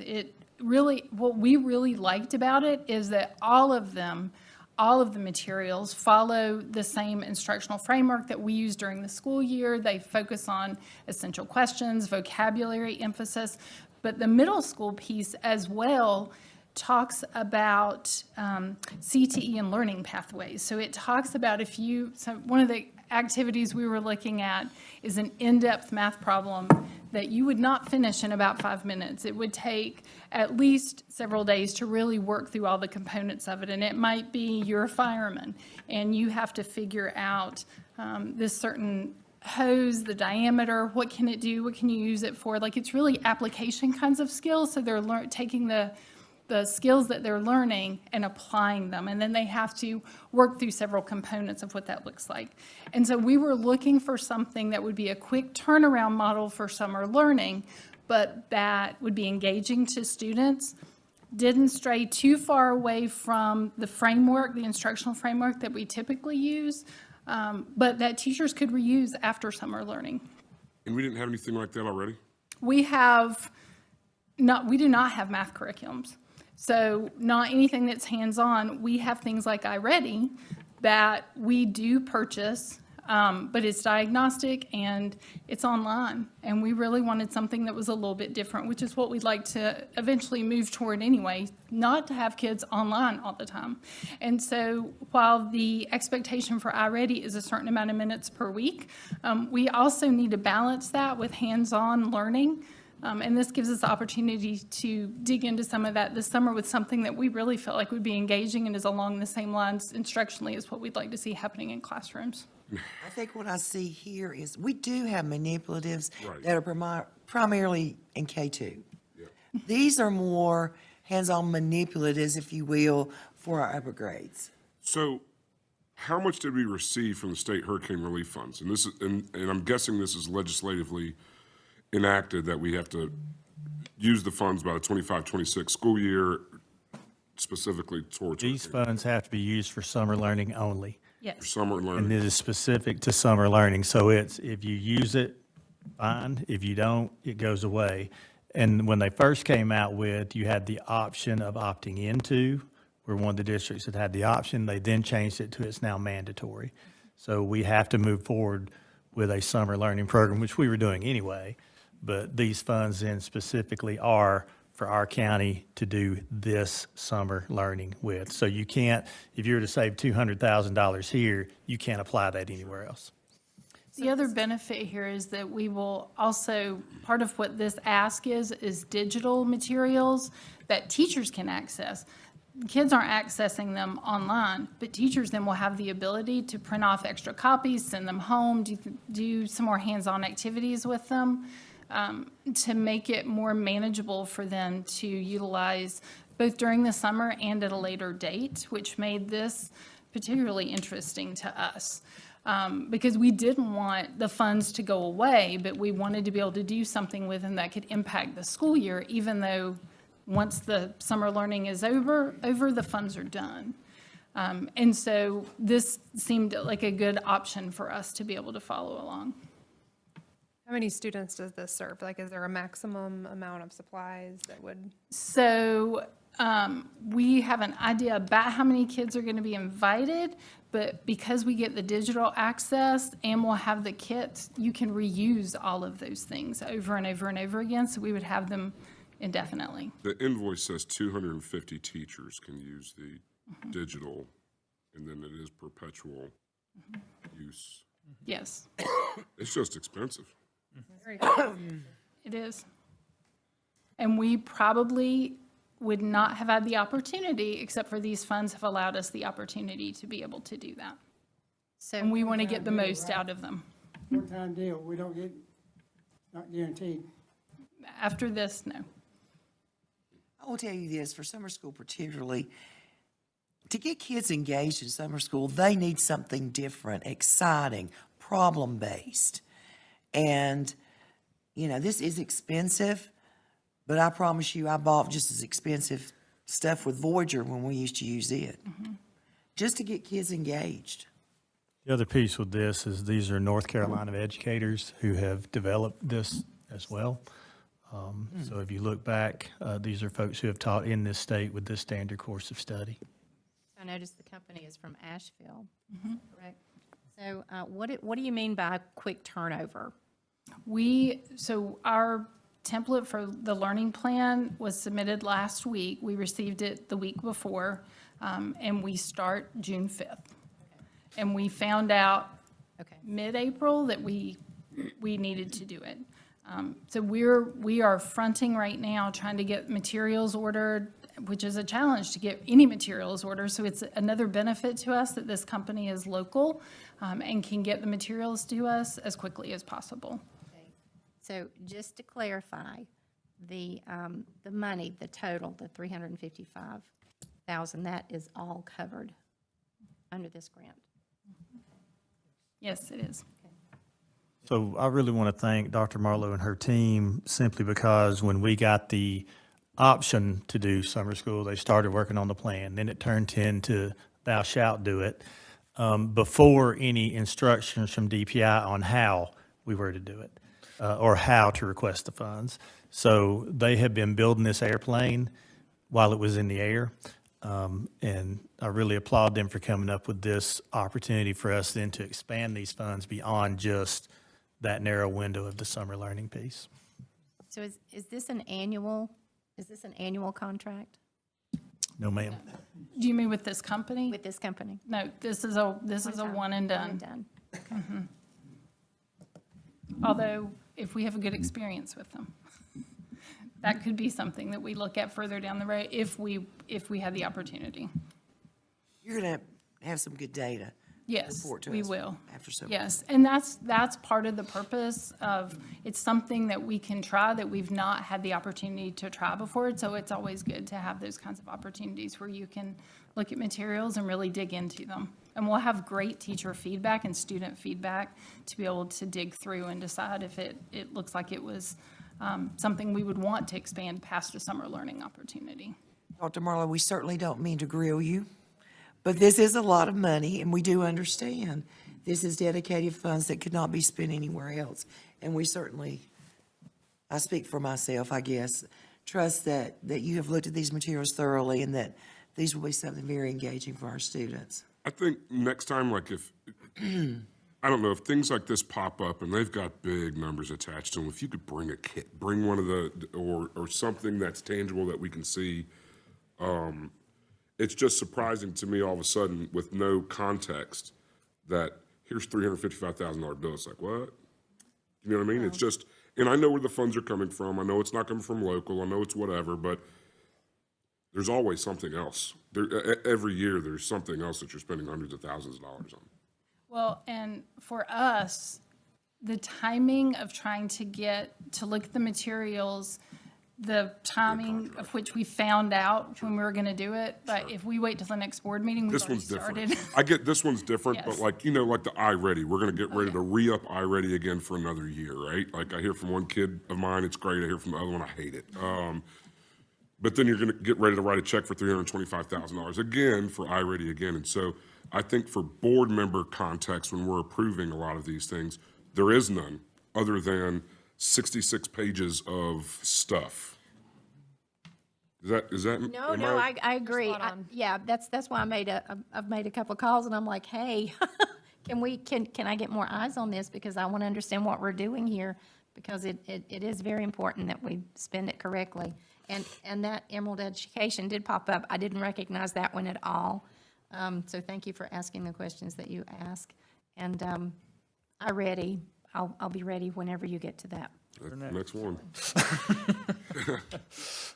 And I think, and I notice it when we're like at our school tours and stuff, and the teachers or the principals will mention that they're doing their iReady stuff. We can make more of a point to draw that to your attention so you can actually see it while it's being utilized. I think that might be helpful for you to see, for the things that we know about like this during the year, and then certainly to your point, beforehand, if we want to bring something new, when we don't have them in the classroom yet, that we could bring something. I just think on these specifically, when you're bringing, especially this time of year, and you've got 6, 7 different invoices and requests, and you guys are giving us a lot more in-depth knowledge than before of how it's being used, where the money's coming from, so on and so forth.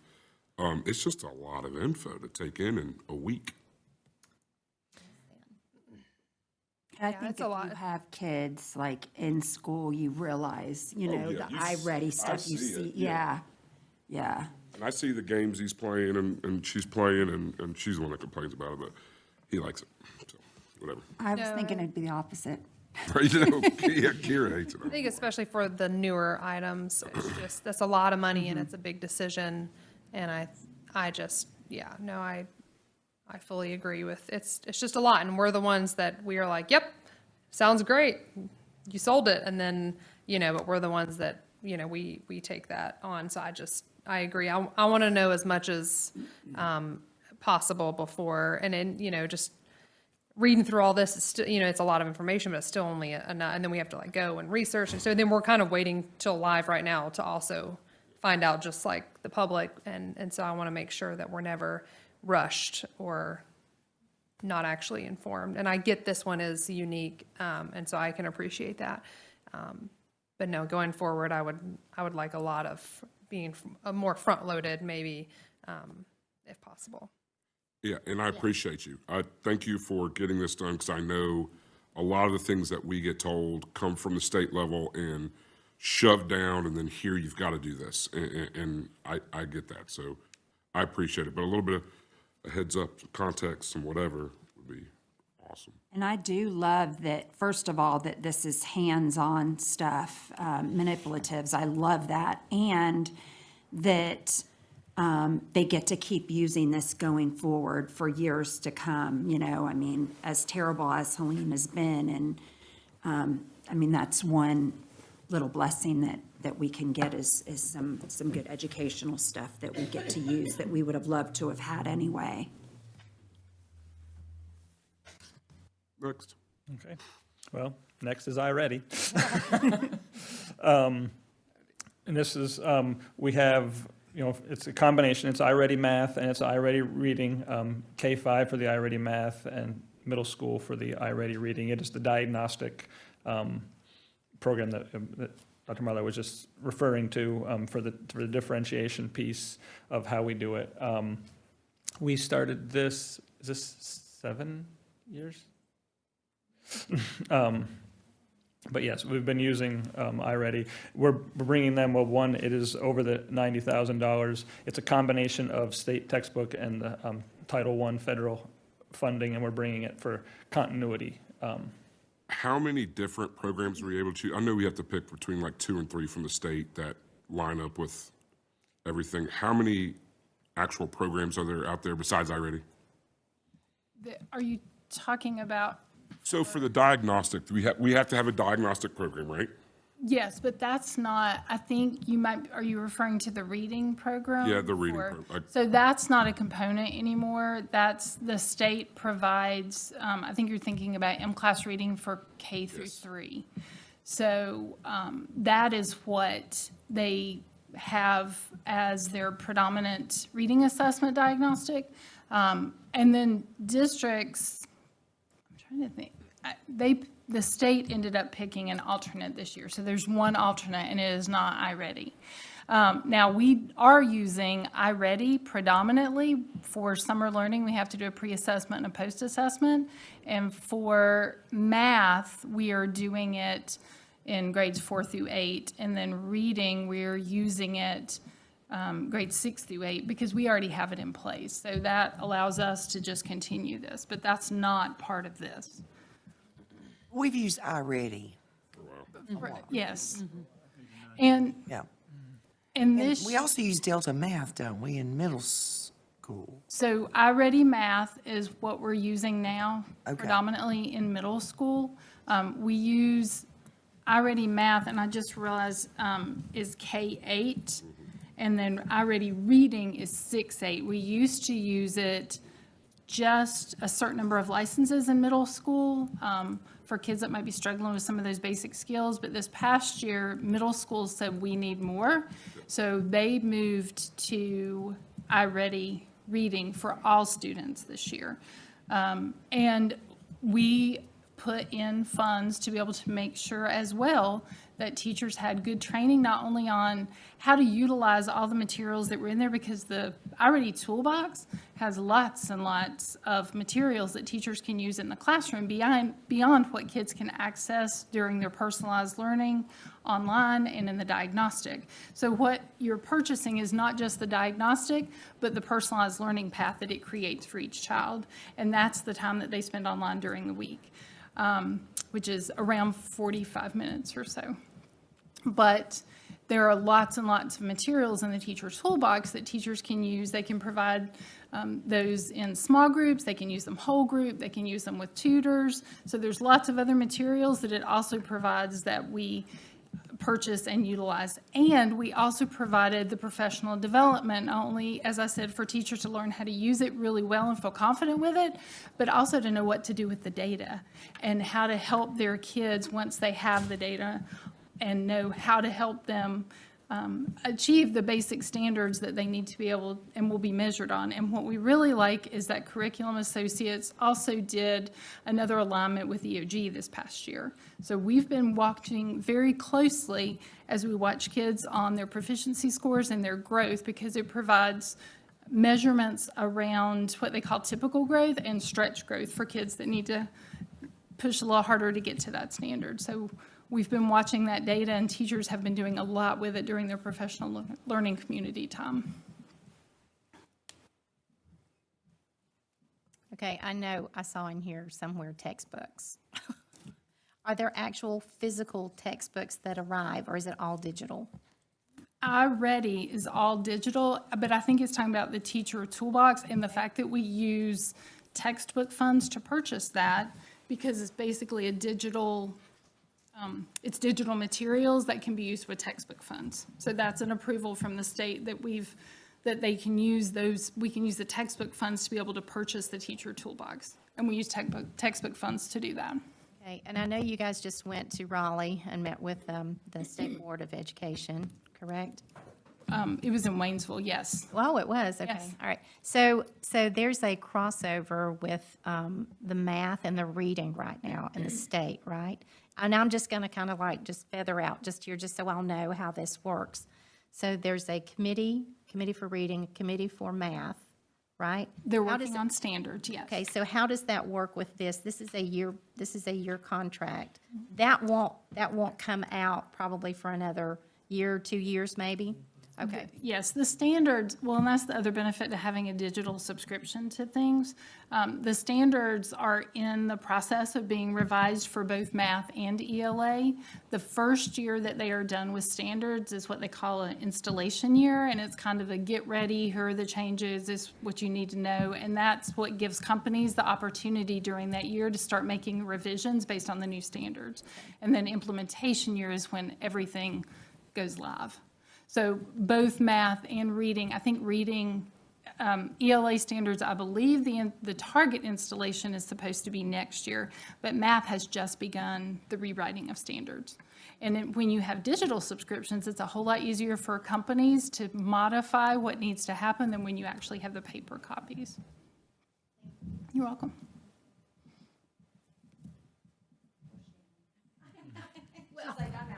All good. Boy, Scott's gonna get his turn here. Okay, Bernie, next. All right.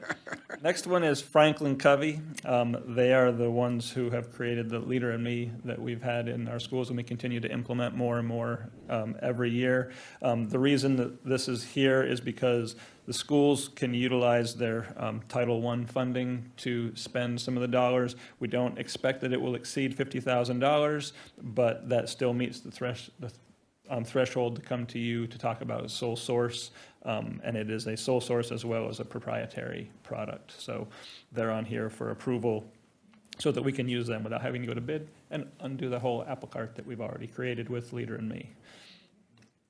And they primarily use it so they can get like coaching days and things of that sort that they use their Title I allotment for. The next one is Pearson. Theirs is an evaluation software for the Exceptional Children Program for school psychologists and speech therapists to use as an evaluation tool as needed.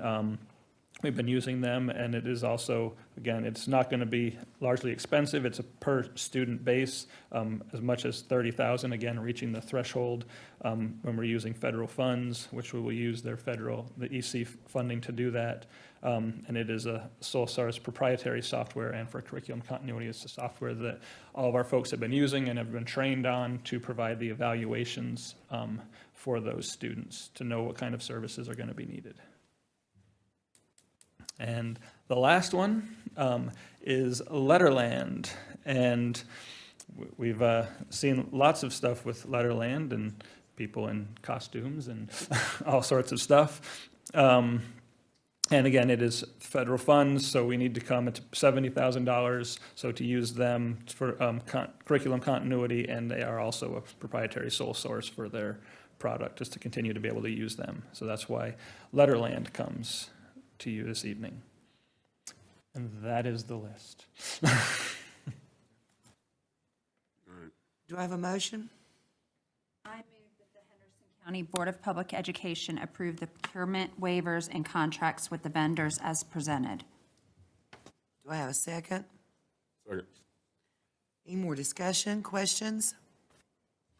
Call for a vote. All those in favor? Aye. Opposed? Motion carries.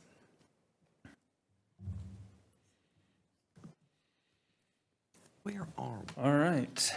The RFQ for the facility study. Go ahead. Do this one and then we'll break? Okay. All right. So per the request to get the facility study going, we put out the RFQ and had 4 vendors come in and do presentations. LS3P was the vendor that was selected for us to now move into negotiations for a contract, which we would bring to you next month to get the facility study started. LS3P, Axios, which is out of Duluth, Georgia, Building Solutions from Dallas, Texas, and MGT from Tampa, Florida were the 4 vendors that presented, and LS3P was the one that we have selected to bring to you to negotiate with. Is it customary to have a RFQ that doesn't have a funding component to it? Typically on the RFQ is you figure out the company that you want to then negotiate with. So you would pick your one, and then in negotiations to break down, you would bring back another firm to consider. That's the difference in an RFQ and an RFP. Yeah. Yeah, they can't talk dollars in the beginning part of the RFQ. It just seems like you shoot yourself in the foot as far as negotiating goes. If you pick a firm first and you're like, okay, then what are you going to charge me? Right?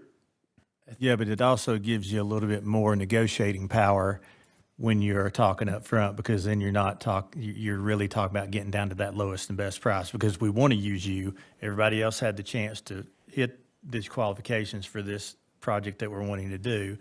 Then you can get down to the brass tacks on saying this percentage or this number or that number. So you can actually do some negotiating back and forth before we come to you, rather than taking a sealed bid or a low bid. Let me be honest. LS3P, I believe, is going to be the best firm that could do the best job. And I don't even have to see who else is there. They've been phenomenal. But it just always seems a little weird to me when we get a qualification from a couple of people. You don't know how much you're going to get charged from them. Then all of a sudden you go and negotiate with them. I think the context that I've always viewed it in under the statutes is everything else we do is to try to find the lowest price. It is. And you don't want to find necessarily the lowest price. Sometimes you get what you pay for, and you want to find the best qualified firm and then work on price. Not that it's not important, and the statute says if you can't negotiate with the first one you pick, then you move on to the second one, and we do that from time to time. And that's also important to make sure that you're writing your scope correctly, and if they don't come back with the right scope, then they wouldn't be the lowest bid anyways. Anyways, it's a moot point. Hopefully they come back with a decent price. You'll bring that back? Yes, if you approve them have to approve on the this to RFQ, allow then them we would to- begin our negotiations with You'll bring that back. LS3P. I move that the Harris County Board of Public Education approve authorized staff. Who's authorized staff? Me? Okay. It's a negotiated contract with LS3P for the district's facility assessment study. Is there a second? No, it's just me. Mr. Mr. Bernie. Second. Bernie's going to help. But I was going to ask a question sorry. that doesn't have to do with anything about the approval, so I'll let you finish that. Is there a second? Second. Okay, go ahead, Sheila. My only question is, the one that is current, when does it expire? Do we not have, We're at 8 years, right? So 2 years? it expires in 2 years? You're talking about the last. Oh, Yes. the previous Yeah, the facility 10-year study. study. Yeah, we had done that, or like Mr. Taylor mentioned last time, I think he said that was pretty much outdated. It was outdated when we did it. Okay, so it won't even overlap. This one will replace that one. Whoops, This will sorry. take the place. Okay. Another good thing about LS3P, though, the company and the lady that did our last one now works for LS3P. Because that was Novus, or was it Novus? It was Novus. And then the other piece I actually saw her the other day at the, My apologies. No, she does. And she's the one that gave the presentation. But the other piece is on their estimator. They're using a local construction firm that has built lots of commercial space and lots of commercial school space as well. They're using Vinoy to be their price estimator. And that's really what was way out of, well, it was just way low the first time y'all got the first time that this study was done, the 10-year study, is the pricing wasn't good the day you got it. So they're working in partnership with a local construction firm here to do that. A lot of the other firms are going to have to find someone to use or use an estimator that they have. and a good part about that, too, is our county commissioners are very comfortable with LS3P and with Vinoy. They're doing multiple projects right now with both of them. And so that all lines up. That would be part of our negotiation that we would work on with them to make sure that we had it done in a timely manner. But I believe in the presentation, no, we didn't, we couldn't get into that, was part of the, No, but they did offer that they felt like they could do it substantially within 6 months. And part of the process for us to consider is to make sure that we have some good components before you get into your budget planning for your next fiscal year, and that's always December, January. So that is a deadline that we will be negotiating, but that's what we have talked about being important. And this is just a little side note. We had a legislative meeting today, and I don't recall how much has been allotted for the state, and then it's divided by counties to come in for repairs and rebuild. Does anybody remember how much that is? It's been allotted, several million. Do you remember? You talking about Is hurricane that- funds or? No, for- I'm Is that talking out of about the this need-based school fund? Yeah. Oh, we don't. All right, so we don't qualify for the big ones, but there is that other chunk, Bernie, that's allocated for repair. Repair and renovation. Yeah, the repair and renovation. So that is prorated by LEA or PSU Yeah. now. We You won't know- know that. Do you know about how much that is, Bernie? We have probably, what are we, 1.3 million that we could tap Okay. into for that. Okay. And we will be. Paint some walls. Yeah, that's good. I'm going to call for a vote. All those in favor? Aye. All those opposed? Motion carry. I don't know the proper way, but Let's call a recess. I'm just going to call recess for 10 minutes. Or less.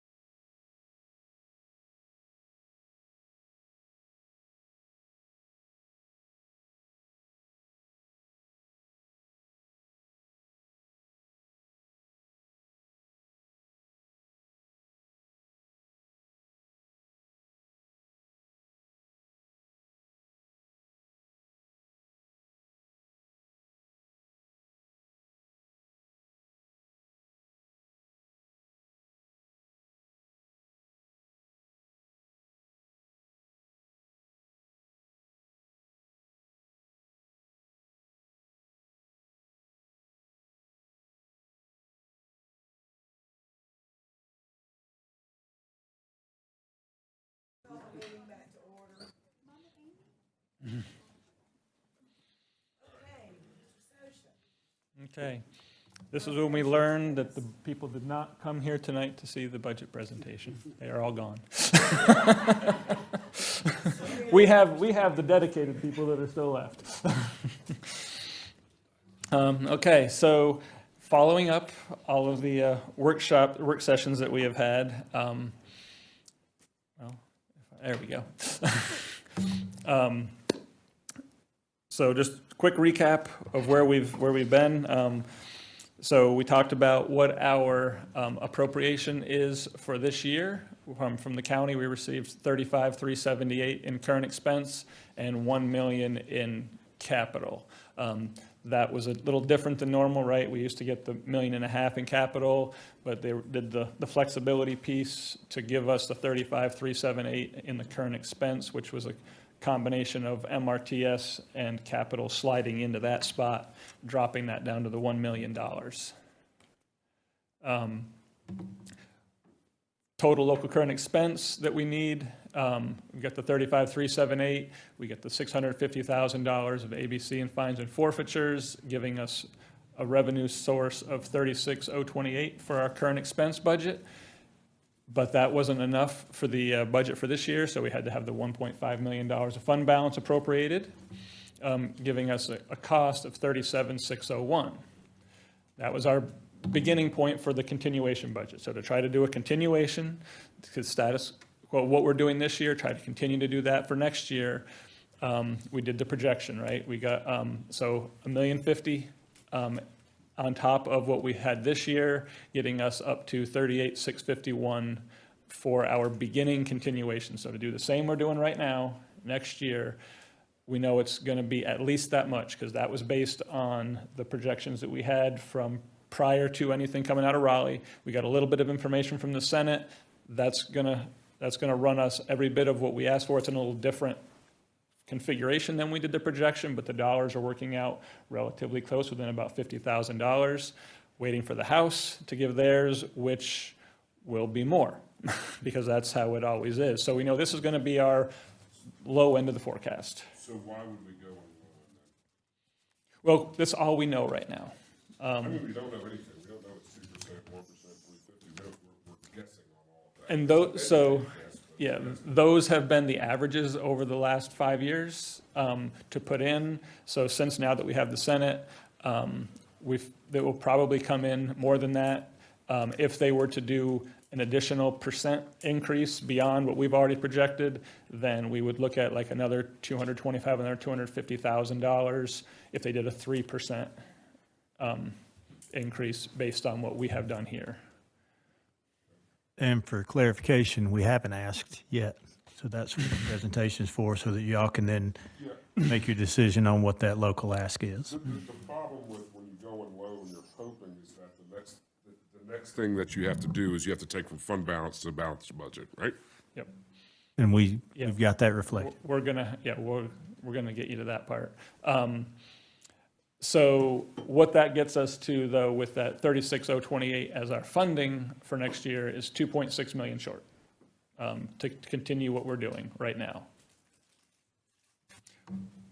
We've done we talked about last time. We did the hunting around, searching, try to find any kind of identified decreases that we could come up with to the budget. We had that $1.378 million that we could do from decreases. Some of that was from rechanging our staffing structures. Some of it was from finding other sources, like for the social workers, coming up with a different way to fund them than having to have them in local, at least for next year. So that was able to come up with the decrease of that amount, getting us down to $37,273, which takes us down to $1.2 million short to continue what we're doing. And I think if you go back, I think it's important for the public to hear as well that when we looked at that 1.378928 in ways to decrease what our local current expense need would be, we've not impacted any current employees. We're not talking about cutting supplements. We're not talking about cutting wages.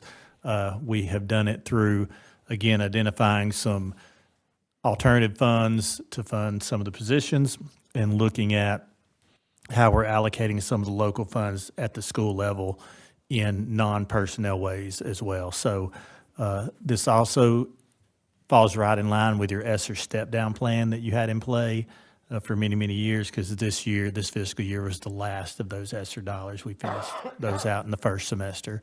So I think it's important for folks to hear, we're not talking about cutting positions.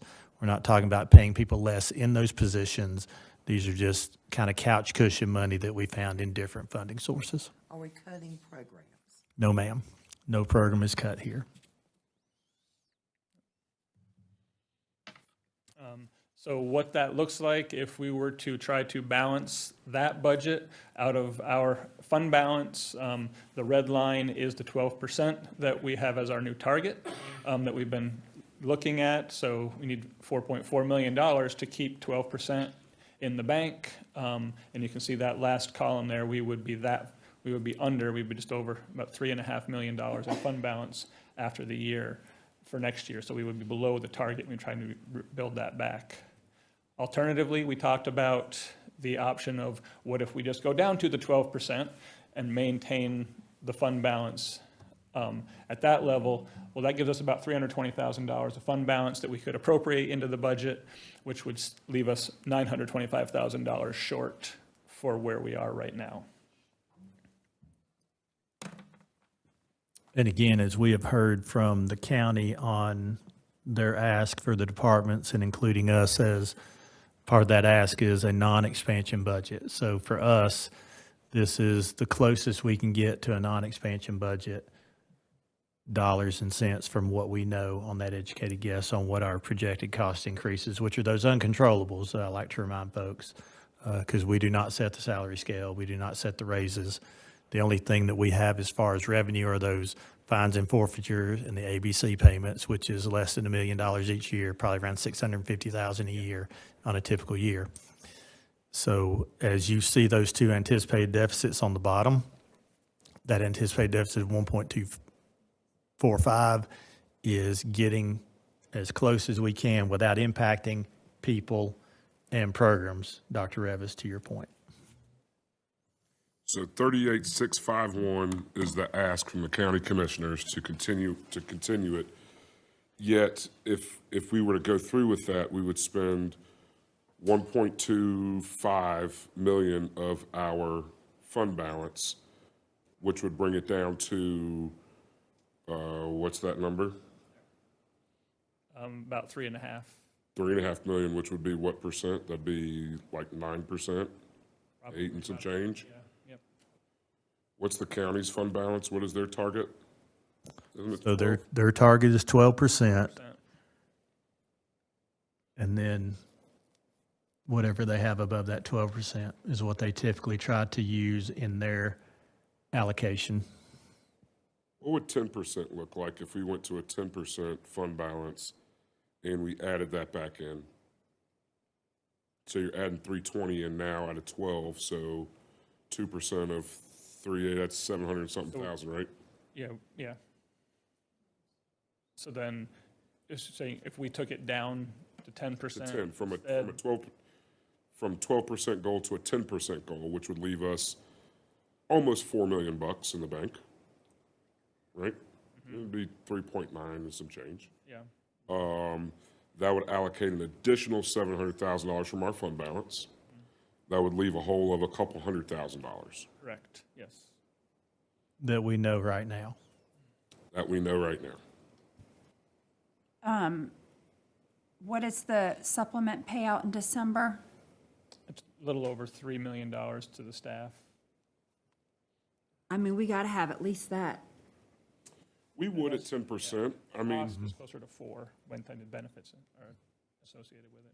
do you have to cut that check at the same time? Do you send that check to the state as well for the benefits at the same time as you write the check to the employees? Yeah. It's all part of the monthly payroll process. I just think it's going to be a hard ask. It's a lose-lose situation, right? You go in, you say, okay, let's cover the fund back or cover the deficit. So you're going to ask for an additional million on top of what you're asking for right now. So instead of 1,050,000 more, you're asking for 2,050,000 more, or call it 2 million. Come back to these. I'm just going to. Where are we going? Where you're talking. Where are we going? I'm getting to where you're talking. Okay. And so you've got to be reasonable with the request. From everything that I've heard and read, that we are in much better shape than Buncombe County. You know, we're not sitting here trying to figure out how to cut $43 million from our staff and from everything like Buncombe County and Asheville City Schools is doing. Their property tax receipts are as high as ever, and it seems like they've done pretty well on sales tax so far to this date. So I don't think we can come in there with something like crazy, but I think that we could come in there with a little bit more than what we initially asked for there. That would put us in a $950,000 hole. Does that make sense? All those numbers that I just rattled out? I think weird math-wise. When you get quick with the math, I'm sorry. I just hang on until I'm you're sorry. done. So what my thing is, I think if we came in with saying, okay, we have a target of 12%, but we understand things happen. We're willing to take our fund balance down to 10%, which is under $4 million, right? But that still leaves us with a deficit of a couple $100,000. Well, then you add that to the request to have a balanced budget. We're going to spend $1 million out of our fund balance, essentially. But we need to balance this budget. And at some time, we can't continue to do that. You're absolutely correct. Next year, you will not. You're absolutely correct. Because you'll be chasing your tail again next year based on whatever they decide to do, whenever they decide to do it in Raleigh. I think the one thing, and that math works out very well, and the 10%, I think is livable and doable. One of my concerns about committing too much early is seeing what that 2%, 3%, or 4% is going to be. So what has your talks been? Because are we doing this whole thing again where we're coming up with this budget and we're doing this whole thing and then it goes up the street and then it's just whatever it is, what it is? Well, I think you know the answer to that's yes. Okay, it was rhetorical. I think we need to ask for what we need in order to stay at 10% fund balance. I think 10% is very fair. But I think that your numbers as far as 2% for state salary raises, 1% for hospitalization, $350, I might have got this backwards, and $350, I think that's low. And So I an think- extra percent on salary increase is going to be an extra $250,000, right? So I think that $1,050,000 is low. I think that's more like 1.3. Because for the past couple of years, we've made that mistake, and that's why we've had to spend fund balance.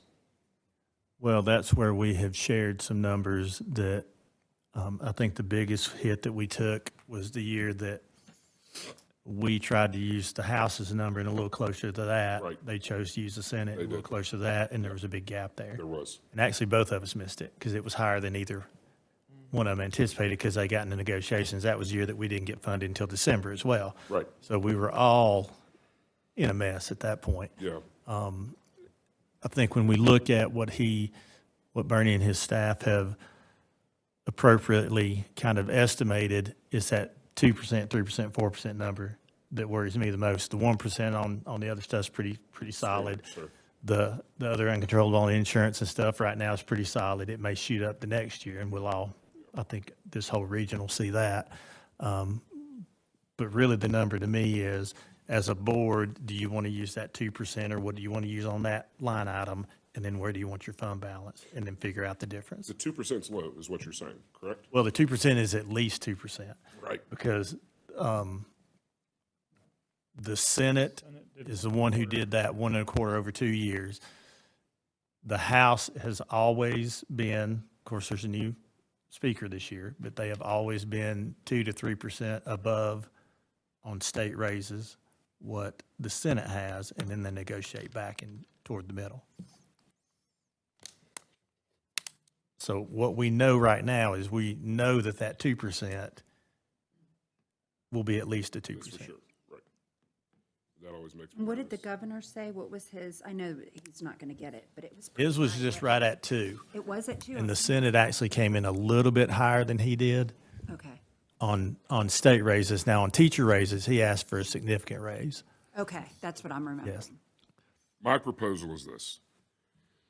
You go up on your projected cost increases from 2% salary to 3% salary. That adds an extra $250,000. Okay. So your projected cost increase is not $1,050,000, it's $1,300,000. Okay? Then we go down from 12% to 10% fund balance, which would allocate an additional $700,000 from our fund balance, which is a chunk of change, right? Like, we're putting in $1 million of fund balance. We found 1.3 in savings from wherever. And then our request would be, we would need an additional, do the math for me, We have a slide at the end. We're gonna, 225. don't worry, we have a slide at the end that's going to have all this that we will plug in Okay, so that everybody can see it. Because we know you do your math in your head. I'm sorry. He starts doing that, and I'm like, I'm just going to trust what you say. I'm It's sorry. going to take me a minute with my My number, calculator. Trust but verify, Ms. Holt. Yeah. trust but verify, yeah, please. But I think that's what we have to do.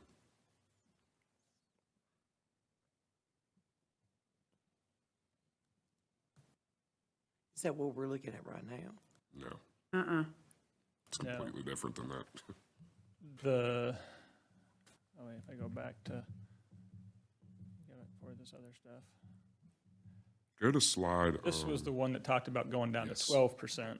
So if we go down to 10%, and change that number of what we're willing to put in out of fund balance based on the new projection, and that's what I'll do the math. This is what I'm working on, right? So I think that the salaries are low. We're asking for $1,050,000. You increase that a little bit, right? Said 1.3. 1.3, because that goes to 3% salary, 1% retirement, New $350 cost, $38,901,000 for the year. There you go. So we found 1.37 in savings. That brings your number to 37525 or so.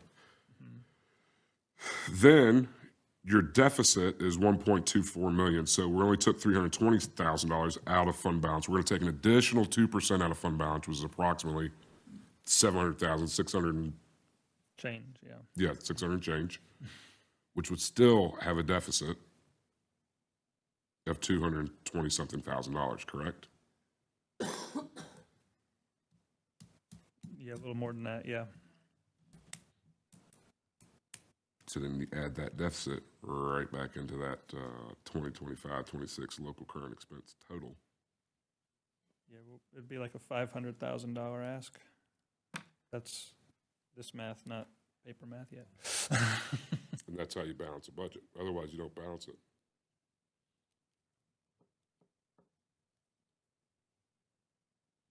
I don't mind us going down to 10% in our fund balance, but I agree we need to go up to 3%, 1%, 350 on the benefits. I don't think we play games with that. And then, you know, we ask for the difference. And then you ask for the difference. Exactly. Otherwise, we're just gonna keep going down, down, down, down. Just playing a shell game. Yeah. Does that make sense? Sorry, I know I talk weird when it comes to math, and it just they No, spin we all around. just let you do your thing. It's You just add it all up. I wanna know what this is. I have to I like, know. right. I have to go through it. There. It takes me a long time. So like you It's just actually me make it figuring out faster. numbers. It's almost like Rain Man over there with them. It goes. This makes sense to me. Numbers man, isn't he? Yes. On my pay grade. I think that's really our only solid option. I mean, Yeah. and I'm not the expert in, you know, finances, but I think that's really about our only, I mean, What I think is it's fair. I don't think that we're not asking for increases to supplements. We're not asking for $1 million for this or $1 billion for that. We're asking for the raises that the legislature is going to tell us that we have to do. And we're trying not to crush our fund balance. And that's it. I mean, we can't go down in our fund balance any more than that. Otherwise, we can't pay our And supplement. 10 is scary enough. I mean, I think 10 is about the bottom of the barrel of where you want to be. I would love it to be 12, but they want us to spend fund balance. Here you go. I think it's fair. I mean, considering what they've asked. For sure.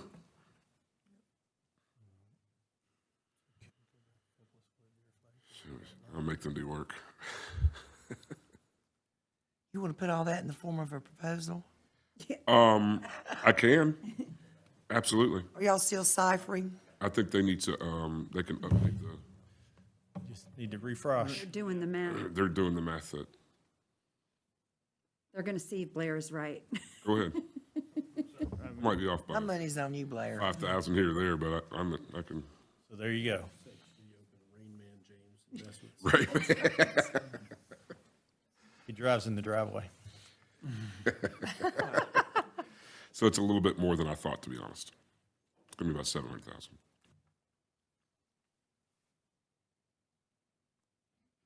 So you need to add in 320, 960.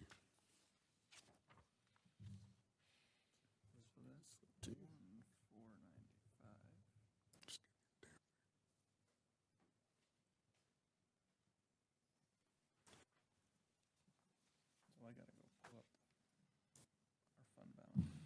See what's that gonna, I mean, I know what it's gonna get to. I gotta get the actual number that it is to get us there. You'll keep our request under 40 million too. It'll be right at it, 39 and some change. It's a big number. Mm-hmm. It's a big number. Yeah, but when you think 1.3 of it, we don't have a choice in. We don't. It's not like we're adding We're not adding programs or programs. services. Yeah, nothing. You know, in the past, it's always been like coaching supplements, or we're adding this, or we're adding, trying to increase the supplement, which we've been trying to do for years, which we haven't done, right?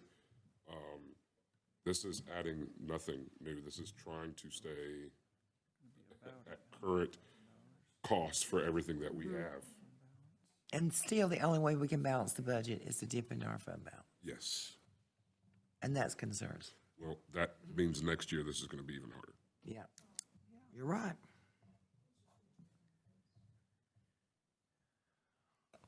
Because we won't be able to do that next year. You will not be able to dip into fund balance. Of course, it has been said that our commissioner said if we get into some kind of unknown circumstance, that's what they're there for. I think we would have to take them up on it. We don't have a choice. As long as 4 million pays the bills when we have to write the biggest check, then I'm okay with that.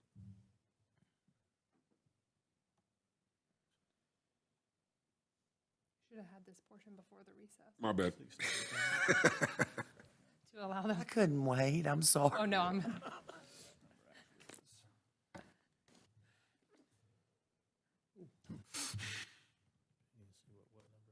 This one, what the fund balance, yeah, what the available fund balance will look like, down to 10%.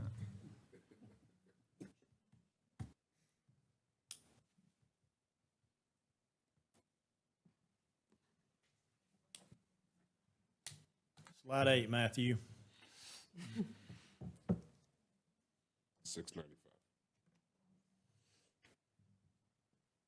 And so. I bet this is how Wake County does it, don't you? Yeah, absolutely. They just put an asterisk that says millions. Billions and millions. Lot of zeros. $600 million. So the 800,000 is an initial estimate to see what that number actually will be to get to the 10%. We'll do the specific math on it here in just a minute to determine what that $700,000 shortfall is. But that would be the number that we're looking at to go up that way, the street width. It's $2 million increase. Like I said.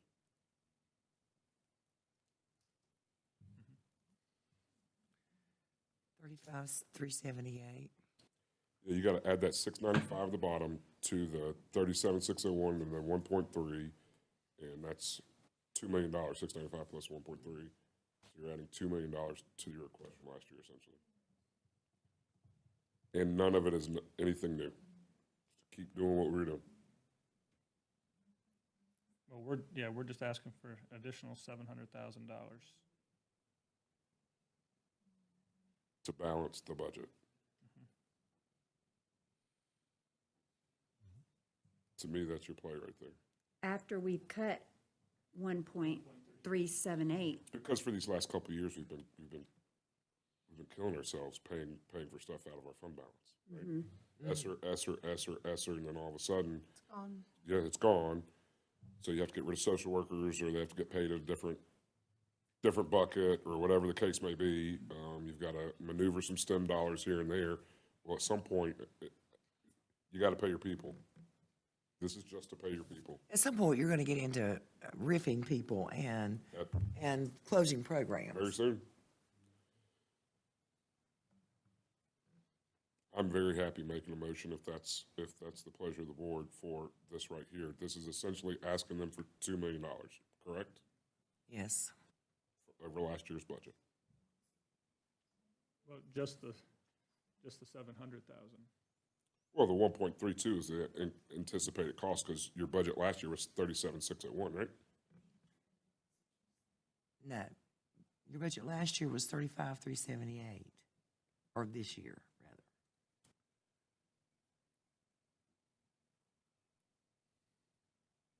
So what is that? What percentage increase is that?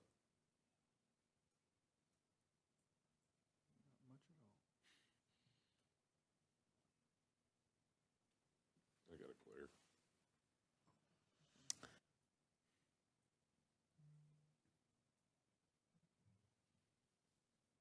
Or what dollar amount? Give me a dollar amount if you can't give me a percentage. 37.6 is your, like, actual. Is the actual? Yeah. That's what I'm looking at, actuals. Yeah, the request of the county is just gonna be the 35,378 plus the 700,000, which will be 36,078 for the current expense. That's just current expense. Current expense. And then we're still gonna ask for the 1.5? I think so. We have That's what to. we have in the slide. Yeah. That's the capital. I think that we you have to had do for that. Years. Yeah, we don't have a choice. Just plugged it back in. Yeah. But you know what's next is they're gonna want us to pay for that bus garage out of that 1.5, right? Or the MRTS.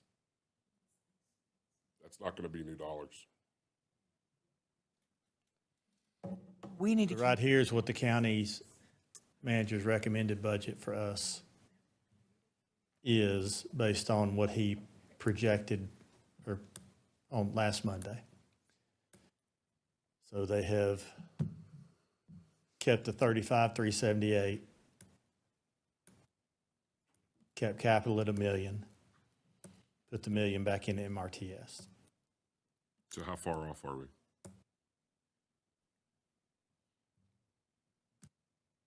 Well, if we use the 800,000 of fund balance and ask for an additional 700,000, then that balances our local.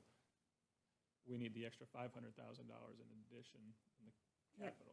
They're still keeping, like they did last year, they kept $500,000, or want to keep it again. And I'm not willing to not ask for it. Where are they taking that out of the capital outlay? Mm-hmm. Yeah. Okay. So are you comfortable there? Here or where? No, with what we were saying. Good ours, Bernie, although we got the numbers wrong. That's the fill in the blank slide. So let's fill it in. That's what we had originally, had the 1.5 million in capital. We had the full 1.2 in there on the current expense increase. So we will reduce that one to 700,000. Come up with that new number, which is what he's plugging in 2 slides later.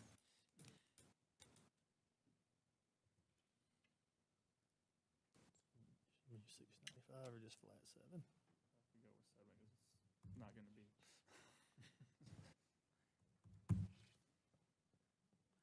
Okay, I get lost in this. Does this slide show us increasing teacher salaries to the 3%? So to do all of that, to increase the 3%, Okay. reduce the fund balance down to Right. 10%, that change, the increased cost, but Right. more of the fund balance, that'll have us use 700,000 of fund balance. I'm sorry, $700,000 request to the commissioners to give us the full balance, because that's going to increase that deficit $250,000, so it'll make it $1.5 million short. We're going to cover $800,000. We're asking for $700,000 to balance. Okay. We're also asking for our capital outlay to remain at 1.5, correct? Well, that's, And what reason did they give to decrease 500,000 last year? They moved it. They allowed you to move it over. It was in a different bucket. So we were 1.5 short based on what we projected. So they allowed us to move 500 from capital into recurring, into local current expense, and $1 million from MRTS into local current expense to balance our budget. So they did that on the fly at their June meeting. When that happened, though, then when our budget finally came back, we were another $1 million short. So that's why we had to allocate. yeah, the first $1.5 million to meet our request, they took $1 million out of MRTS and 500 out of capital to give us our current expense request. And then when the budget came in, we needed another $1.5 million. And it had to come out of fund balance. Yes. Yeah, we had asked for the additional $1.5 million. Blue gasket. We need for this to stay like this. We don't have fund balance anymore. I mean, other than what we're going to use for next year. I mean, goodness.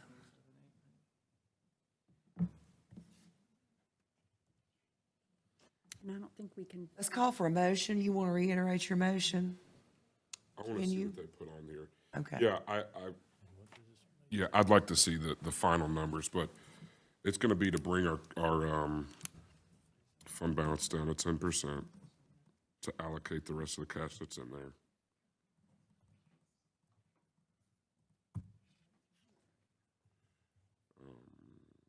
Continuation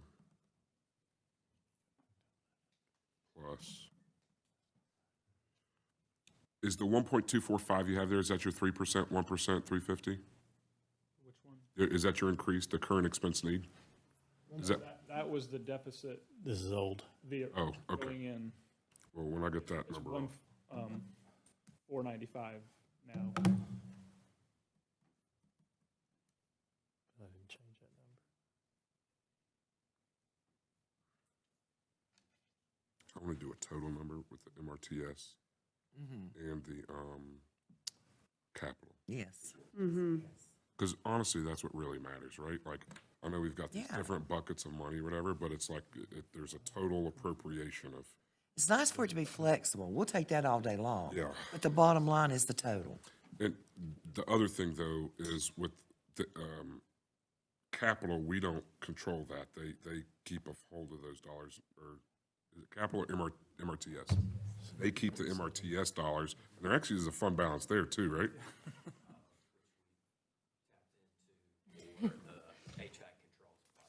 Okay, cool. Good. Shifted, yeah. No, go back up here. Okay. But we don't actually even control that bucket of money. Like, that doesn't come to us. They stroke a check to whoever. Right. Well, I confused them, didn't I? Let's do it. Everyone. Yeah. Just trying to be a good steward and get our stuff paid and not find ourselves in a big old hole at the end of the year. No, and that's what we need to do. It's just, it's hard. We have to remain solvent. We can't. It's going to be an easy budget for them to see because there's nothing that they're going to be up there to cut this or cut that or get rid of this or get rid of that. 3. Well, boy, I should have called y'all a couple days ago. This is organic. I feel like I'm part of the process. Yeah. You are. We still got a chunky one to go after this. Yeah, I'm dipping it for the superintendent reports, though. Yeah. I'll tell you what, Carl, come up and talk about the Capitol. Thank you. We'll get over here and we'll get on this slide and we'll refresh it. So skip over child nutrition, go straight to capital? Oh, for the capital needs in here. Okay, gotcha. Okay. All right, cool. I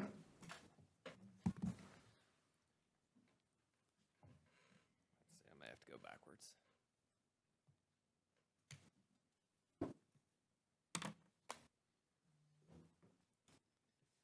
Yeah, you can get me there probably faster, can't you?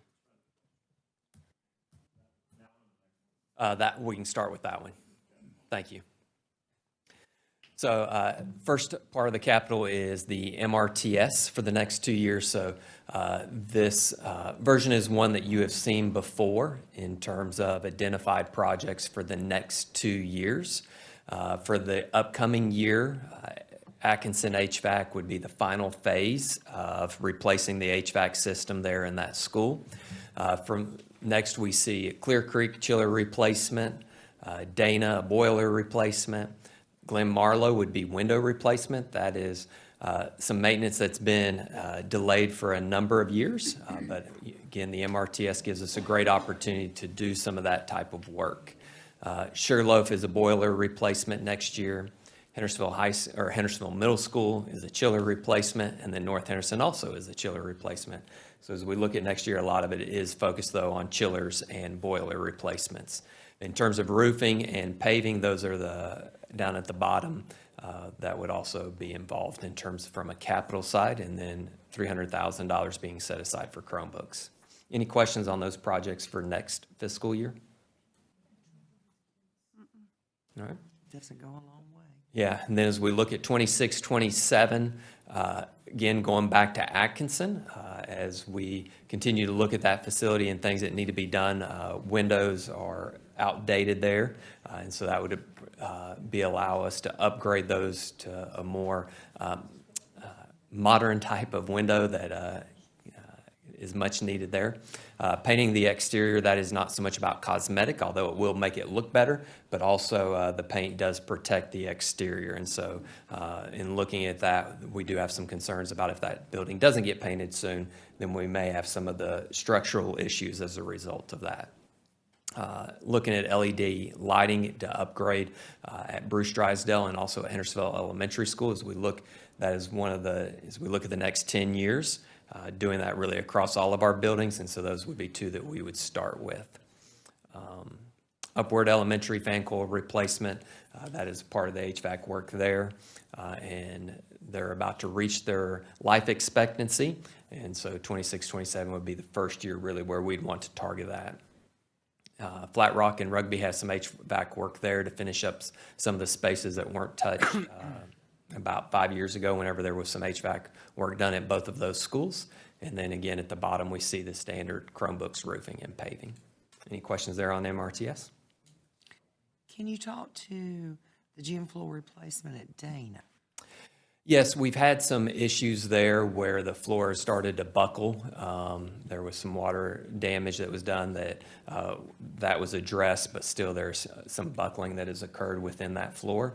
And so it will need to be replaced at some point in time. And again, as we look at trying to piece together the 10-year plan and looking ahead at some of the big projects, 26, 27 is a space where that could slide in there and get taken care of. I think 25, 26, you're good on whatever your projects are. The first one, Atkinson, where did phase 2 go? Is that combined? Phase 2 is this current fiscal year. And so when MRTS was frozen, that part got on hold.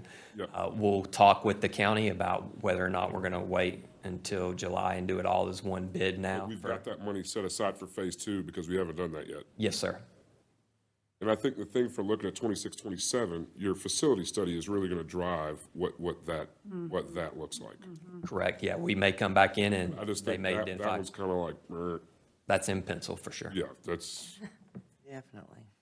I think you need to make sure that with whatever dollars you have this year, you need to get the most important things that you have that are on the list knocked out.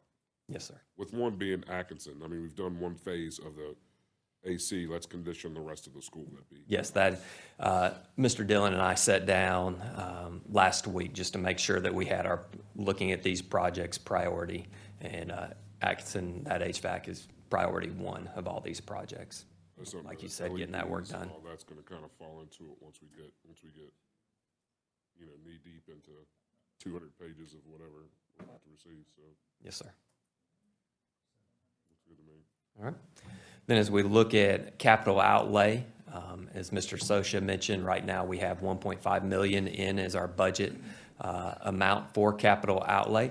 Again, these are all the projects that you see listed here. We've discussed at our previous budget workshops. The one that is new is East Henderson High School water cutoff valves. Currently, there is one cutoff for that entire campus. And so if there is an issue water-wise on that campus, then it all gets shut off. And so this is something that priority-wise, we've just always kind of kicked it down the road. So in talking with Mr. Dillon again, this is one that as long as we can get it to stay within our budget, then we would definitely like to get some additional valves added onto that campus so that if there is a water issue, we can isolate it and not shut down the entire campus from a water standpoint. The only thing about spending money on East right now, to me, we know that that's gonna be our next high priority project that we're gonna be looking at, right? And along with, I know we have to do the bleachers, we're getting that done. I just want to make sure we're not going to spend money that's going to have to then be tore out because we are adding whatever. We're adding corridors, we're making that campus safer, spending however many millions of, tens of millions of dollars to do that. Just throwing 77,000 out when we could have that into a scope of a project. You know what I mean? I do. And so I think that's a great feedback to make sure that as long as it stays there, that if we do this work, it's not work that is then going to be You're ripping out undone. 2-3 years later. But the other piece I would say to that is if we can get it done, what it does is it protects us between now and whenever that date is that the work is done at that campus. Because we're going to need more than one water shut off when we start doing work there. Definitely. Potentially, it could be very helpful in that as well, correct. As we learned with the West High project, there are lots of hidden treasures underground on these campuses. And the heavy equipment finds those hidden treasures every time. And usually they find it at the most inconvenient time. I do like that you're doing some auditorium upgrades at East and at West. Yes, sir. So any other questions with those identified projects? Is this the last year of the lease? Yes, sir. That lease is for the final vehicle. And again, as we look at the top, the vehicle purchase amount there, that is to purchase new vehicles. Technology is desperately in need of a vehicle. And then maintenance, even though they got a bulk of a lot of the leased vehicles a few years ago, there's still vehicles out there that are very old. And the sooner we can start having a plan to replace some of those, the better we're going to be on that end as well. No buses? There is an activity bus about a little over halfway down the page. That's something, again, we've put in every year for the last, I think this is maybe the fifth budget that I've presented to the board, and so it's been there as long as I've been here. All right, thank you. How many vans do we own? Let's see, we've got one at each of our middle schools, and then one at each of our 5 high school campuses, so that would give us 9 there. And then we also have an additional van that was part of that final lease dollar amount there. That is for that final van. Yes, that's the last budget I'll bring to you that has that word in it, unless you direct us to do otherwise. No, I was against it the whole time. Yeah, You were here. You asked a lot of. Hey, I just got hired. Yeah, you just got hired, but I was against it the whole time. Yes, sir. Thank you. We're breaking up soon. Thank you. Any more questions for Mr. Taylor before we go back to Mr. Sosha? You got this cipher out here, Mr. Sosha? Almost. All right, Blair, ask some more questions. Yeah, right.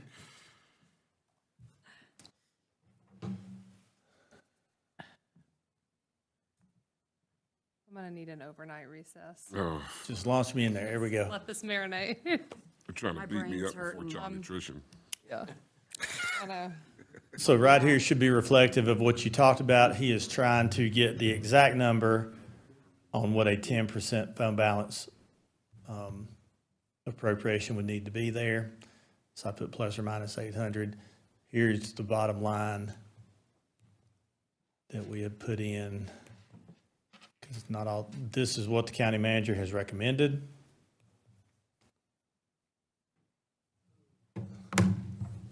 So that is what the request would be. 500,000 back onto your capital outlay, and then a $700,000 Go back. gap.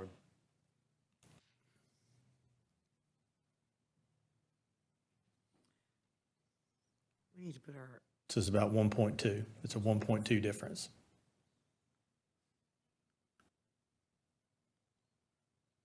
It is what it is. Now, if they leave that $1 million, then it's the $700,000 difference. Wrong way. we need to put the MRTS on this, right? Oh, we will. It's a separate fund. Second. Right, okay. But that's where they're gonna cut from to add to this. Maybe not. Yeah. One of their top priorities that he shared was school safety, was what the commissioners had talked about, which has been a consistent one, and a bus garage is one of their priorities. So I would say that's where you're gonna hear some information about your MRTS fund.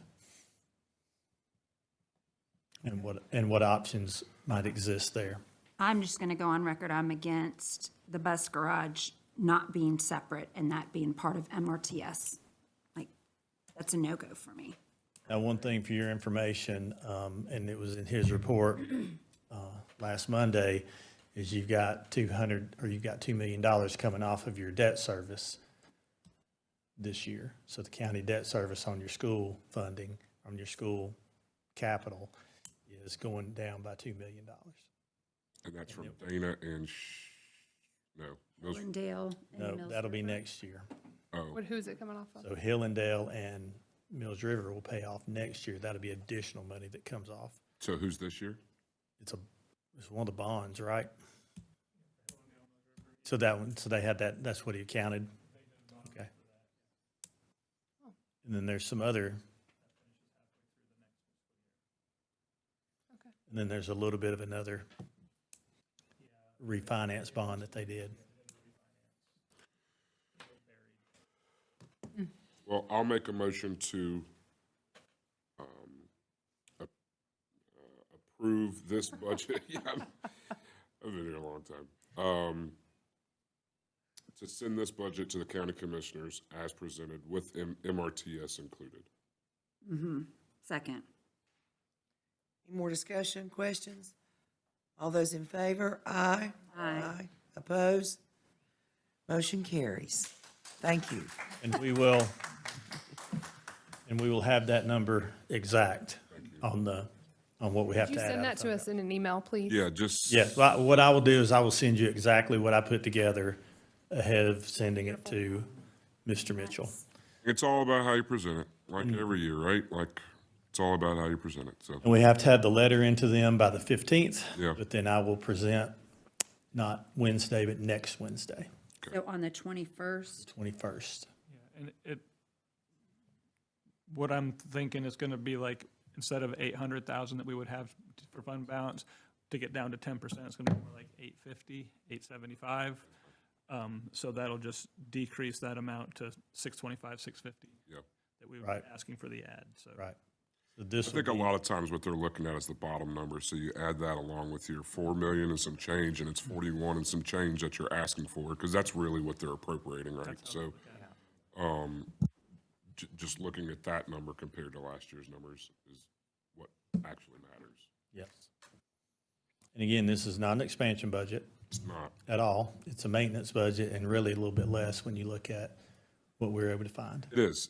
It actually might even put us in a little bit of a bad situation for next year, because next year is going to be tough considering, depending on what the legislature does and we know that things are gonna get more expensive and, but I think for this year, I think it's a very appropriate budget from us considering everything that's gone on in this county.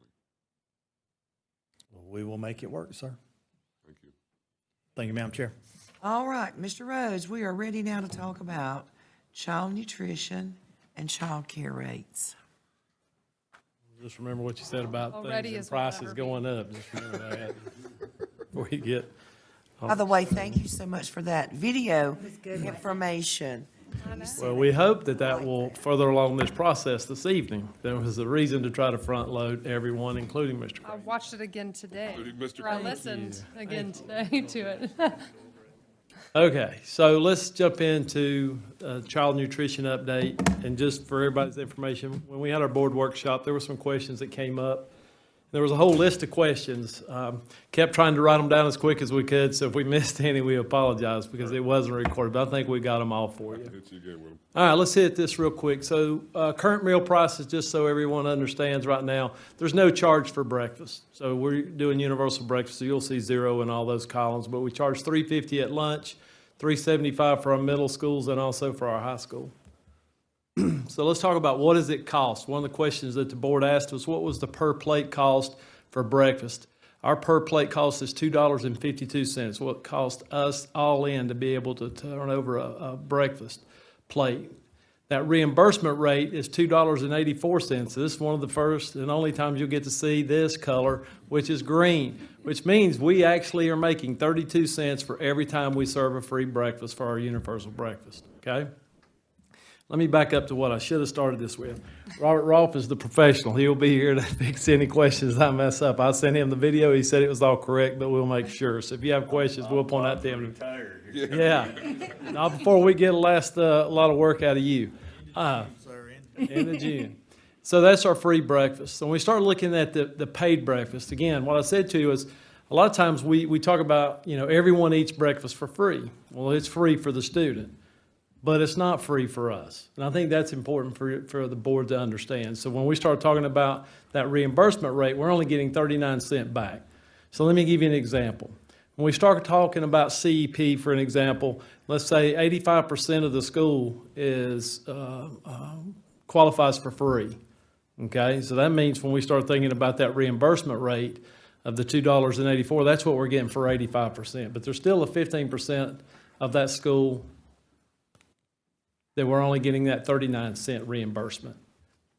So then we're losing $2.13 as we start looking at each one of the paid reimbursements for breakfast. So let me give you another example. It's not just CEP schools. Any of our elementary schools, high schools, you look at that, whatever that free, what's the percentage of students who are free versus the ones that are considered paid? Everyone that's coming through that lunch line, that's what we're getting reimbursed on that versus the free versus the paid. So when we start looking at that, that's where we start seeing, some of these numbers I'm going to go over with you in just a second. So explain, that's the part that's so confusing to me, is that we're getting reimbursed on people that are paid. Mm-hmm. Where does that come from and why do we get reimbursed? The federal government reimburses us that amount of money because we're serving that as a school lunch. Anything else that you would say? Supplements. Yes. Okay. It's a supplement Okay. for the cost. It's just free money. Okay. So let's look at our free lunch. What is that per plate cost? Well, you'll see the same per plate cost we go through. It's $5.04. We get reimbursed at $4.54. And then that means we're losing 50 cents every time we serve a free lunch. All right, let me stop you there. How much does our per plate cost last year? I don't have that unless he does. I think it was like $4.95. So basically, that's reflective of increase in food costs and labor costs over last year. Okay. Does the reimbursement rate ever go up? It's adjusted annually at the federal level based on their formula. And that's part of the issue is that they actually took money away coming out of the pandemic for reimbursement. And let's just say their formula for reimbursement doesn't take into effect inflation. Scott, have him come up with you. Yeah, come on, you have to get on a microphone so they can hear you on the TVs.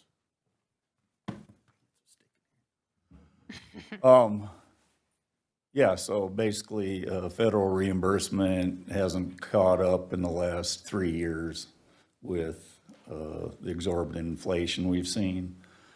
And I'll just go on to say, biggest hit to us really is that labor increase imposed by the state. And there's just very little way we can recoup that immediate way. We're tied with our revenue capabilities. Where do you see those reimbursement rates going in the short term, the near future? There's no hope. I'll be honest, I've advocated at both federal and the state level this year. And I think we all know where the federal government's going to be for this administration. Nothing forthcoming there. And the honest response we got at the state level was we spent the money. I think all know that they spent the money on the disaster relief. We're all very grateful for that in this area. But now they're trying to cut and trim and control the state budget. So there's just no money available there. We really had high hopes. We were getting a lot of sympathetic ears to get some state help to support that labor increase that the state imposed. But that's not going to happen. I don't think this year. Might be some slight chance next year, but I kind of doubt that too, since they go with a biannual budget. Message will be out there, but again, my hopes for something next year aren't great either. So every free lunch we serve, we lose 50 cents. Gotcha. All right. Yep. That includes CEP? Correct. It's the same for. And really, that's going to be across the board, free and paid lunches. It's going to be about that amount per lunch. All right. How we fit? Proceed. All right, here we go. I don't like his clicker. All right, per plate cost when we start looking at elementary, so that free lunch reimbursement rate, again, for a paid lunch is 53 cents. Costs $3.50 is what the student is paying. That gives us a total all in as far as revenue is $4.03. When we start looking at it, we're losing $1.01 for every paid elementary lunch. Secondary, again, that reimbursement stays the same. The student cost is actually $3.75 or 28. That means we're losing 76 cents for every secondary paid lunch. So what does that equate? So when we start looking at that, one of the pieces of good news is when we start looking at the supplemental sales, just like I kind of communicated to you in the video, when we start thinking about the chips, the cookies, the drinks, the ice cream, and you add that in with adult sales, then we're bringing in about $70,000 worth of revenue into the child nutrition program. So when you start looking at all these and you start thinking about, okay, what's our participation rates? That's one of the questions you asked. When you start thinking about breakfast, we have approximately 50,420 free breakfasts. This is per month. The number of paid is 17,846. This is again per month. And then we think about participation rate for free. When looking at lunch, we're serving about 80,210 free lunches with 25,044 paid on average. So let's break that down. What does it look like? For breakfast right now, it looks like we're losing about $22,000 a month, $21,800. For lunch, it looks like we're losing approximately $72,900, almost $73,000 for a total of $94,809.77. So when you offset that with our supplemental and adult meal revenues of $70,000, our final monthly total right now is somewhere around $24,810. So that anticipated loss right now in child nutrition of $248,097, got to take into account Hurricane Helene.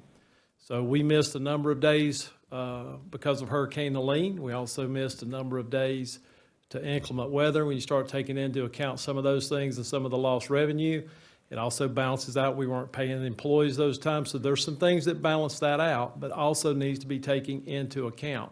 But Hurricane Helene, the state was paying them, and we didn't buy food. Well, so we're still waiting to get reimbursed. I think it's about $60,000 in food that we'll get reimbursed, correct. So the question is why, right? And Mr. Rolfe just answered that, but I'm gonna hit it because it's in the slides. So what are these pressure points? Increased labor cost. Those things have gone up since 2021, and then when you start thinking about it and you add in the fact that you've got inflated food prices, it doesn't matter where you go. Everyone in this room, where you go out to eat, you're paying a lot more right now than what you were paying just a year ago, 6 months ago, or 2 years ago. But then also, it's like Mr. Rolfe said, those federal reimbursement rates are not keeping up with inflation. And so when you've got the reimbursement rates not keeping up, those things are just out of whack at this point in time. So, I have one question Okay. about federal reimbursement rates. Are they the same for every state? Yeah. So in places like California, New York, that they're paying their employees a lot higher wage, they're really in a deficit? Okay. Just, They're, I think Alaska and Hawaii get a little extra. oh, But otherwise, kind of fun fact. contiguous states, they all get the same. And when we go to our national meetings and stuff, yeah, you should hear the New York and California I bet. people. Yeah, they're a really tough spot. okay. So there were some questions about, what would it look like for a 25-cent increase and possibly a 50-cent increase? So if you raise prices, meal prices by 25 cents, you go from losing $248,000 to approximately $185,000. If you look at a 50-cent increase, you go from a possibility of 248 to 122. That doesn't take into account that once you increase prices, you lose participation. Well, yeah, and again, I'm learning this from Mr. Rolfe, right? It's a balance. Like, how much do you raise the rate without running off your customers? And where's the balance, right? I mean, again, we're in the universal breakfast business, but we also recognize we're losing $21,000 in breakfast, and you put that in 10 months, that's $200,000. That was just never how it was presented when we started doing universal breakfast, though, was that we were going to be losing $21,000 more. Well, we presented originally based off of initial success with Apple Valley North in their Second Chance Breakfast program, and the hopes of expanding that to other pretty high-need schools like Flat Rock and East. And that was basically smack down with the pandemic. We haven't been up to staffing until probably this year, either child nutrition or school staffs, to get those programs going back up and running. So that'd be one recommendation, to continue, get those programs all up and running now that we're pretty well staffed again. I think we're capable to do that again. But then you're batting back into that formula too. We have a lot higher labor, higher food, and that original break-even possible profit on that program may no longer be obtainable. Part of that, we have our 8 schools on CEP, so take that out of that formula because they get reimbursed at that CEP level. Good news there is we're seeing about a 1.7% increase on CEP qualifications on the 8 schools that we are operating. And Flat Rock now qualifies at a pretty high percent, so we could bring Flat Rock on board to CEP too. So we're going to see a little bit of a alleviation on that front. So what's your fund balance? $1.5 million. And how much are you going to appropriate from fund balance this year? Estimate.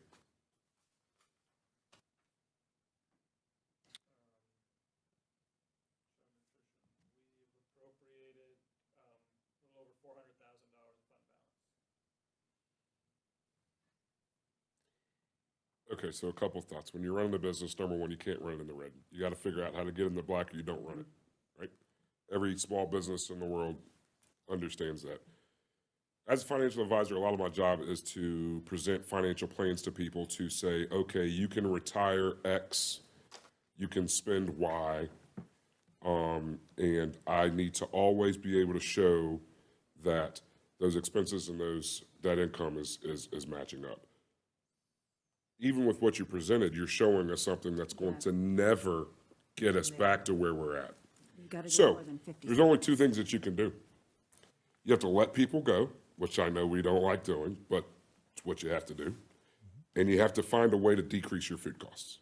Because those are your two main drivers, right, of what's costing you money. So we have to make some tough decisions in this program. Is it get rid of universal breakfast so we don't lose $20,000 a month? Quite possibly. That's a start. Go back to the breakfast slide, please, Scott. But even if they pay, we're losing. Well, you wouldn't have nearly as many people paying, but then maybe you don't have as many breakfasts, which means that you don't need as much employees. A lot of them get it because it's free and it's offered. But when we were initially starting this program, we were supposed to be making a couple bucks on this, not losing $20-something thousand a month.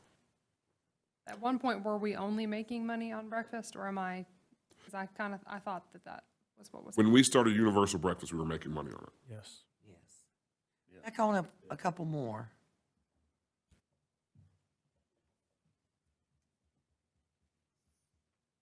Right there. Well, that's lunch. Sorry. All right. I'm the one that created 65 slides.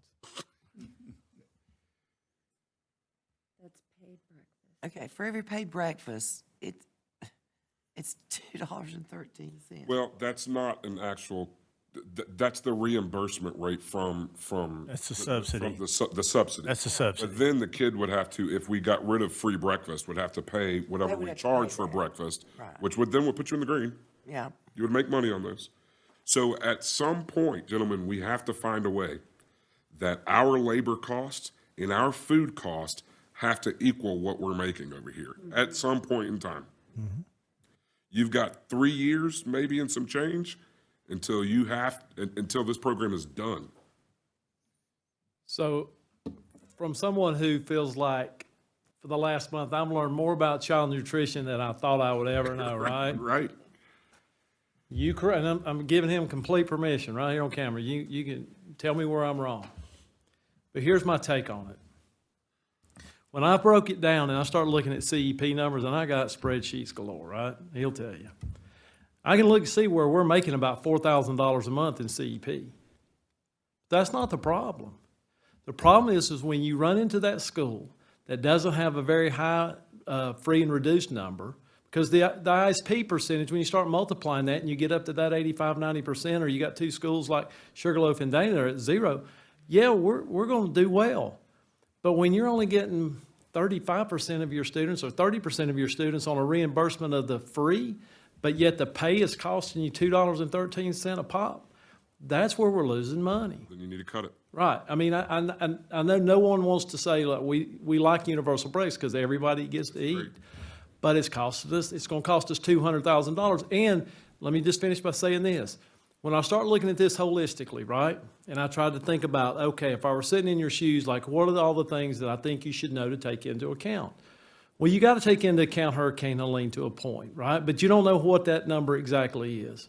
You got to take into account, okay, can we raise prices? And if we do raise prices and you decide to raise it 25 cents, what does that look like? Do those things have some set of a balance? And then if you take away universal breakfast and you're already knowing you're going to cut $200,000 off the books, right there, does that give you the best chance to run into the black? Well, probably so. And that's unfortunate because we also want to be able to feed students for free for breakfast, but it's coming at a cost. The only other thing that you can do is you add a line item to that budget that we just approved that pays for kids. Because eventually that money's running out.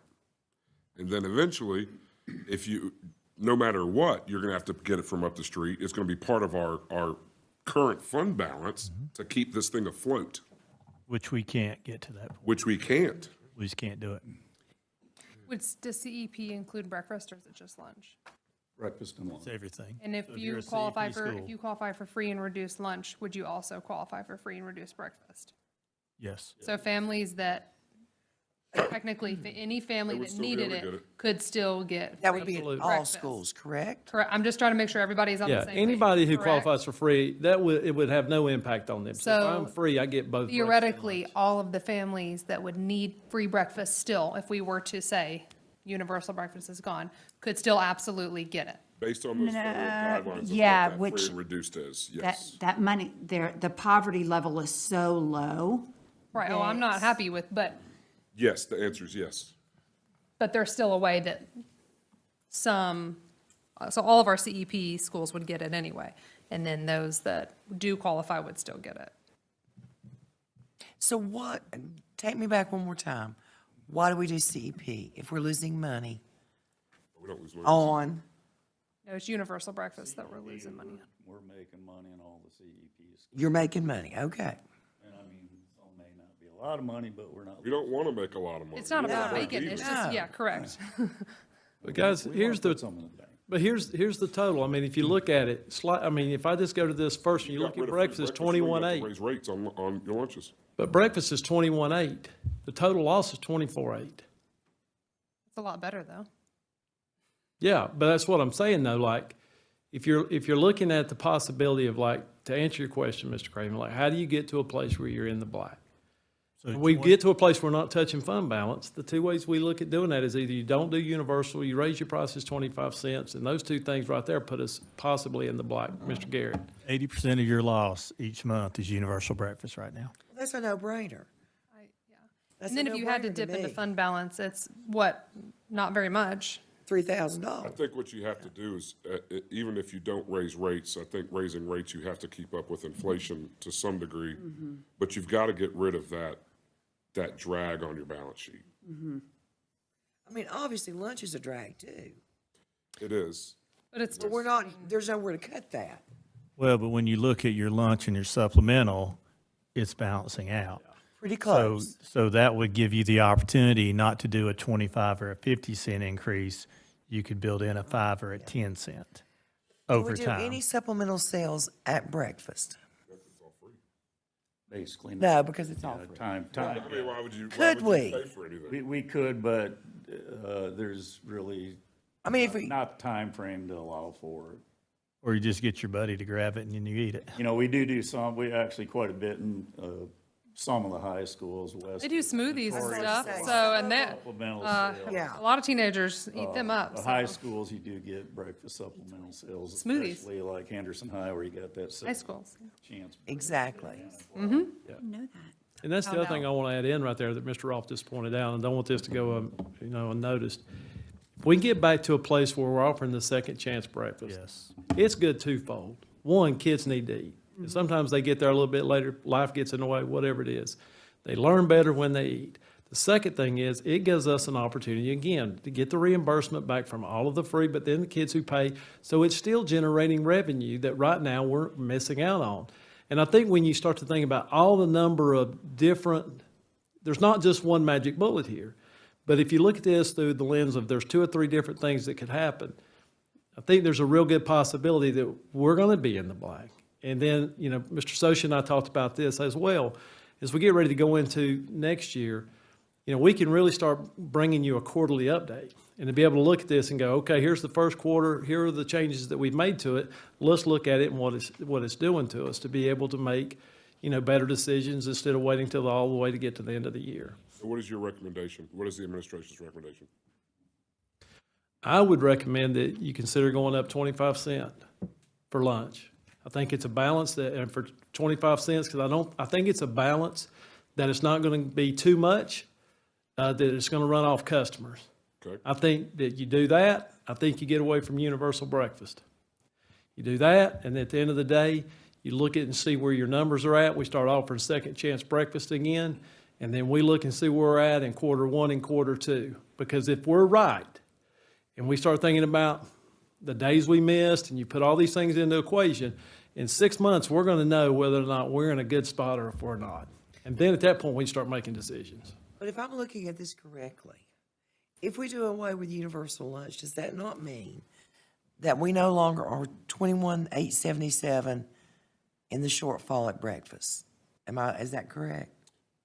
You actually don't know what the number is because you don't know how many breakfasts you're going to You're gonna sell. You don't sell. know Right, what, right. but you get to But combine that. Theoretically, yes. If it all stayed the same, everybody ate the same, which is all you can really do, then theoretically, per month, you're only in the negative $3,000. Am I seeing that correctly? Yes. So why would we raise I'm not a fan of raising, 25-cent price on a meal? I think also, okay, you're serving, what was the number, 50,000 and some change breakfasts a month? What do we anticipate, if we got rid of universal breakfast, what is that going to go down to?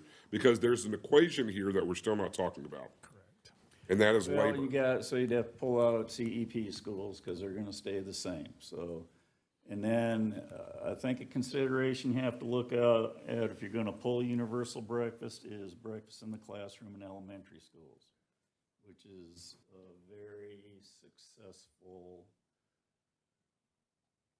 program, maybe not to us financially, but for the students. So I would think pretty hard before I pulled elementary breakfast, universal breakfast. All right, well, then we got to get rid of people. And how much of a we're difference? would it back to make free and for just high reduced school and middle for secondary schools. We're okay there. We're not doing breakfast in the classrooms. Free kids are gonna eat. But again, if we're gonna pull breakfast, that's what I would think about pretty hard is breakfast in the classroom. I want to do the thing that's the least disruptive, right? I want to feed every single kid that in all of our schools, all of them. But I know that we don't have the funding, we don't have the administration or whatever that's going to give us the money to be able to cover this. So we have to make really difficult decisions right here about these programs.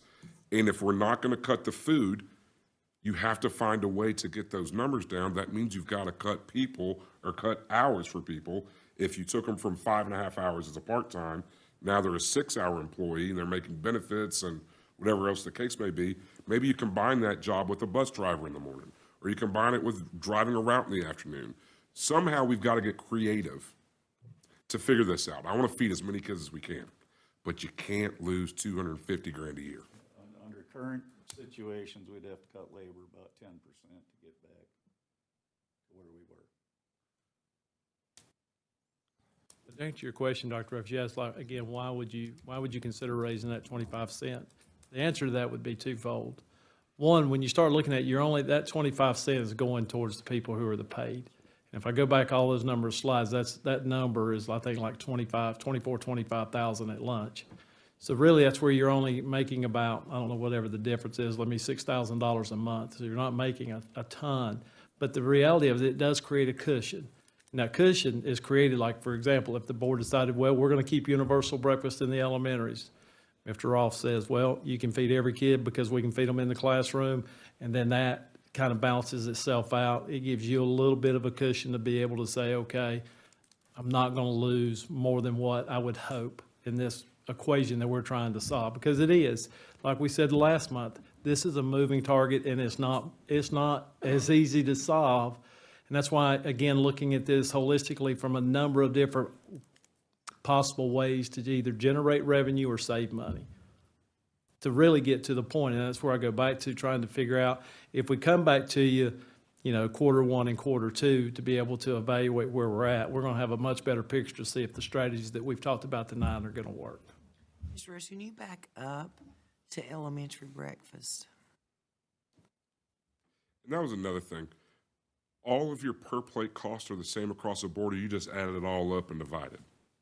That's figured off, that's strictly your total expenses divided by your total meals served, and your formula is 2 breakfasts equal 1 lunch. And $3.50 in supplemental sales equals 1 lunch. So that our total expenses divided by that whole formula gives you those per plate costs. You gotta be losing money somewhere more than other places. Like, you gotta be making, your numbers can't be the same at elementary versus middle and high school. No, but there's no easy way to break that down without doing individual school analysis, and our software is not programmed that way. I would think the portions would be different and the menu. I mean, Yeah, it's how many people do you have working there? How many Got people are actually slightly getting the different breakfast? How many people are in the portions. school? I mean, there's so many A lot different, of variables.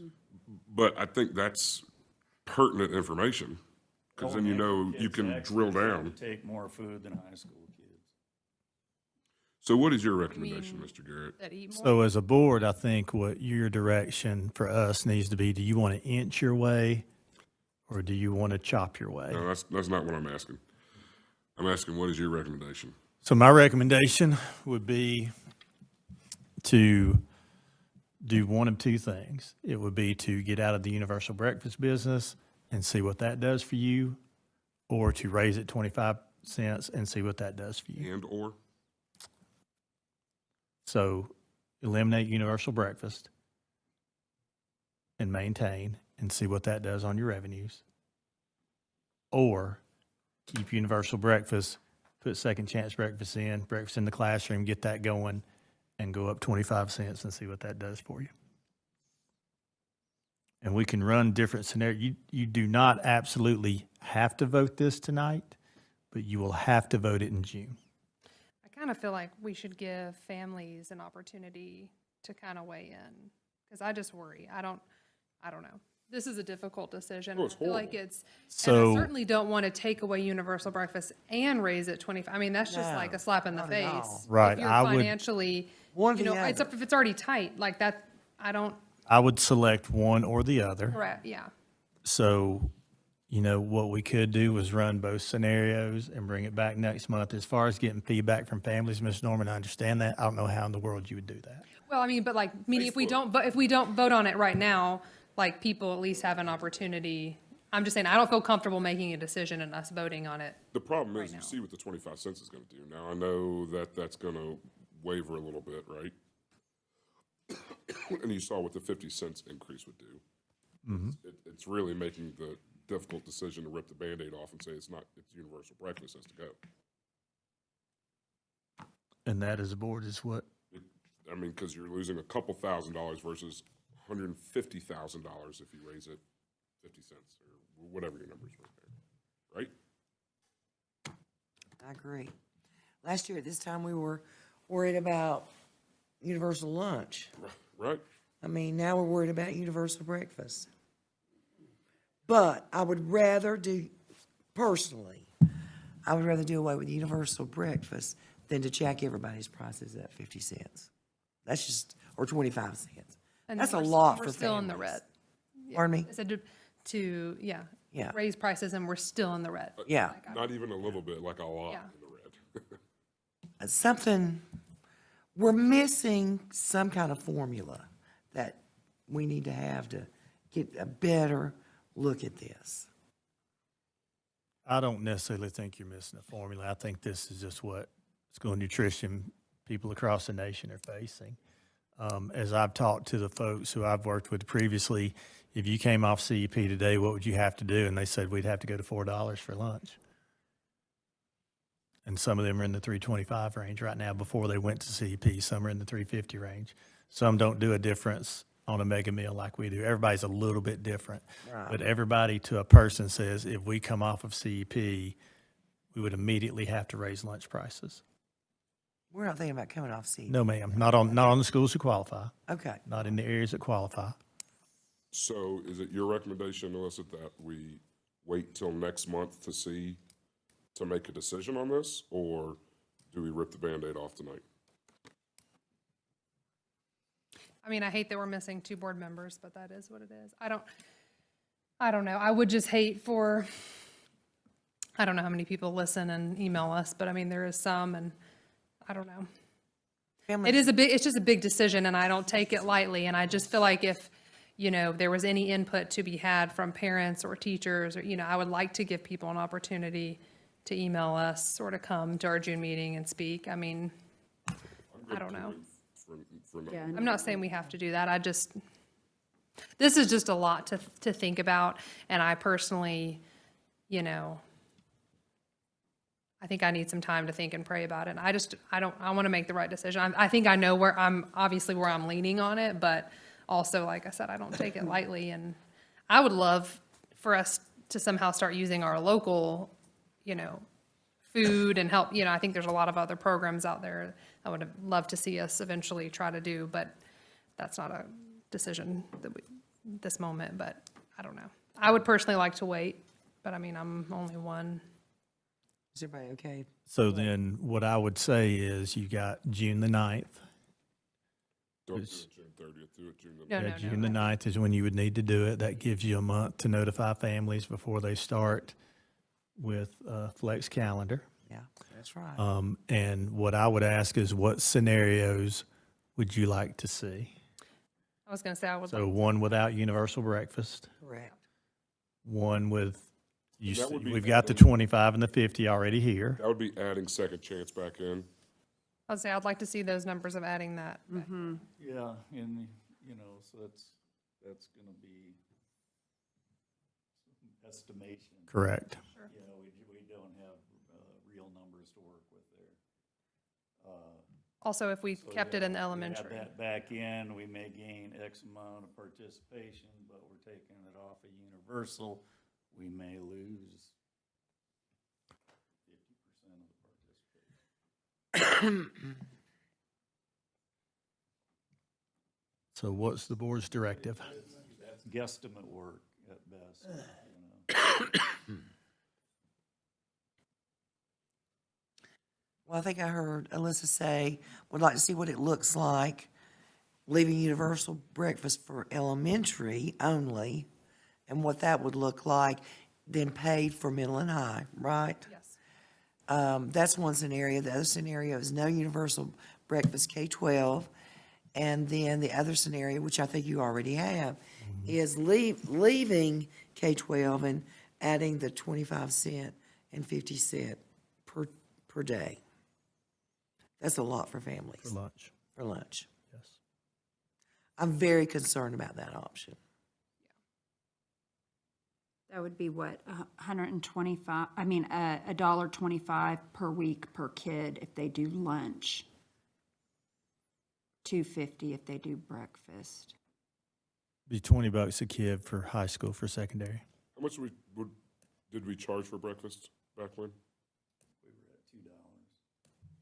Yeah, I think it was like 2.13. So also, if we're gonna get rid of universal breakfast, you're gonna charge, I would like to see where we're gonna break even Yeah. with the reimbursement rate. Yeah, break even. Yeah, that's a good one, yeah. Ask that again, please. So your per plate cost is $2.52. You get 39 cents back from the federal government. It costs you $2.13 as of now. Now, I know that's a moving target of what that per plate cost is gonna be. But breakfast, that's what it's gonna have to cost. To not lose money. My To not lose honest money. opinion is, I think you have to raise prices 25 cents. That's what we're asking, like, what would be the, We haven't Breakfast. raised the prices since, you know, the year coming out of the pandemic. And we had to raise them a lot then because all the funding disappeared and all the costs, you know, shot through the roof. Right. But and again, that affects maybe 25% of your meals. So raising that price isn't affecting a lot of that revenue loss, but it's helping out. And it's closer to, you know, meeting the plate costs. Well, if my numbers are right, that's, if you've raised the price 25 cent a meal, that's $1.25 a week, $5.25 a month, $52.50 for the year per individual. Good job. So that's what you're looking at to a family who doesn't qualify for free. They would be paying $52.50 more per year at 25 cents. Per year per kid. I'm okay with raising it 25 cents. I don't think that that's that much. For breakfast, you talking about? No, for the lunch. For the I lunch. mean, because we're already losing $1 and some change, $1.01 on every single lunch that we serve. I mean, at some point, you do have to raise the rates on that, because, hell, for $3.50, you can't go to the gas station and get a Dr. Pepper. Here again, that's where, again, if you decide to use the universal breakfast and keep it in K-5, this is the ability to be able to offset that, so you can do that, Potentially. potentially. Okay, so you know what you need to bring back to us. Well, I'm gonna have to go back and rewatch this, so To consider this. I'm glad that y'all thought I could remember all that. And honestly, if you come up with some aha moment, come up with the aha moment. I was Like, gonna say, us another we could video. still get give creative. me the I way want you to know, I've been searching for aha moments for a month. I bet. But Nothing's there's- aha. We've got to figure it out at some point, some way, somehow. We have to figure it out. Well, Dad's in the bag lunch every day with him. these are just the cold, hard facts. They are. And one of the things is, what do you know that has not gone up since 2021? Okay. Let's If move on. you look at it in that lens. Bye. All right, we've got another Yeah, another riveting. revenue issue here on childcare No, rates. sir, unless you know anything about childcare that I don't, then you feel free to jump in. All right. Groundhog Day, here we go. Childcare update. So this year, we put in $160,000 out of fund balance to be able to balance our budget. Why did we do that? Well, we were sitting over, well over $1 million in our fund balance. And at the board's direction, we were trying to spend down our fund balance without raising the rates too much. So the projected shortfall is going to be $40,000 of meeting our budget, which means we'll end up taking $200,000 out of fund balance this year. Why is that? Well, it comes down to two things. One, again, it's increased labor costs, just what we looked at, but here's the other one, is the need to spend federal grant money. So I'll do my best to explain this. Mr. Sosa, you jump in as needed. So we had a lot of money that was sitting in our fund balance that came from the DHHS. If we didn't spend that by a certain amount of time, that money was going to go away. So when we started talking to you last month about stuff, we had an increase in the amount of what we would call stuff, right? Things that we were purchasing within each one of our 13 childcare centers. Part of that reason that is an increase is, again, the need to spend down that federal grant money. So right now, when we finish this year, we're going to have over $1 million in our fund balance, just a little bit over that. Here are a couple possible options for the board to consider. One is you can implement a rate increase and use portion of the fund balance to balance the budget again. We would look at trying to spend that fund balance down because at y'all's direction, you've talked about that being too much in our fund balance. That would keep us from having to raise the rates too much. Number two, do not implement a rate increase, and then we just have to rely more heavily on the fund balance to be able to balance the budget, knowing that we were kind of kicking the can down the road to at some point in time, we're going to have to raise the rates, not knowing exactly what that would be. So the possibility of raising rates currently, just to give you an update again, we're charging $35 a week for PSAM, $80 for PM, a total of $115 if you choose both. We're looking at a suggested increase of being able to go up $5 in the morning, $10 in the afternoon, and then again, going up a total of $15 for both PSAM and PM. Our current summer rate is $140 a week, and then we would look at going up to $155 per week as a possibility of offsetting some of that revenue. Again, as we talk about what are some of the things we purchased this year, as we call stuff, we would not have that same need to be able to spend that same amount going into next year. And I think, Mr. Socia, you correct me where I'm wrong, I think what we had budgeted last year was somewhere around $40,000 in the expenditures for other things outside of our employee costs, correct? Yeah, I think it was like 40,000, 42 maybe.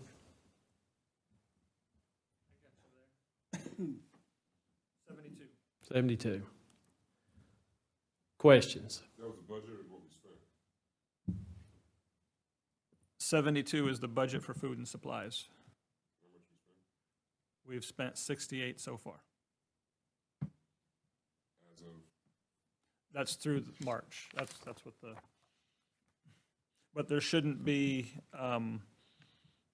there'd be no more supplies after this because the year's over. Snacks, there may be a little bit more, but not much.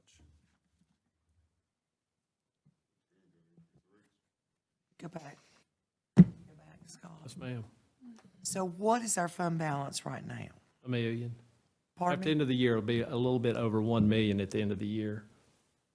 Is that correct, Mr. Lotia?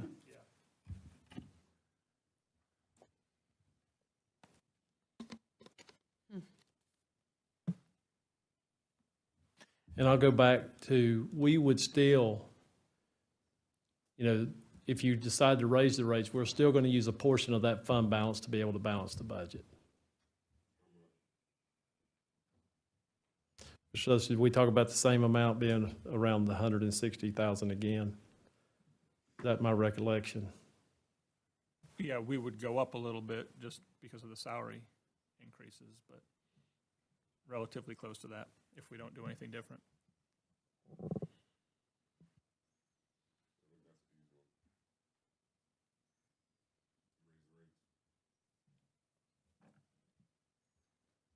I mean, you have to. If we raise it 5, 10, and 15, we're still gonna lose money. and that's okay, because they need to spend that down. Yeah. I was gonna say, I I'm good with we that. got some room. But what you don't want to do is not spend, raise the rates, and then 3, 4 years come back, and you're like, oh, we 30, need to 40 jack it up bucks. by $25 or something. Correct. Yeah, it's not a lot of fun to talk about this frequently, but you need to talk about it frequently. How long ago did we up those rates? Last year or was it? Last year, Last year.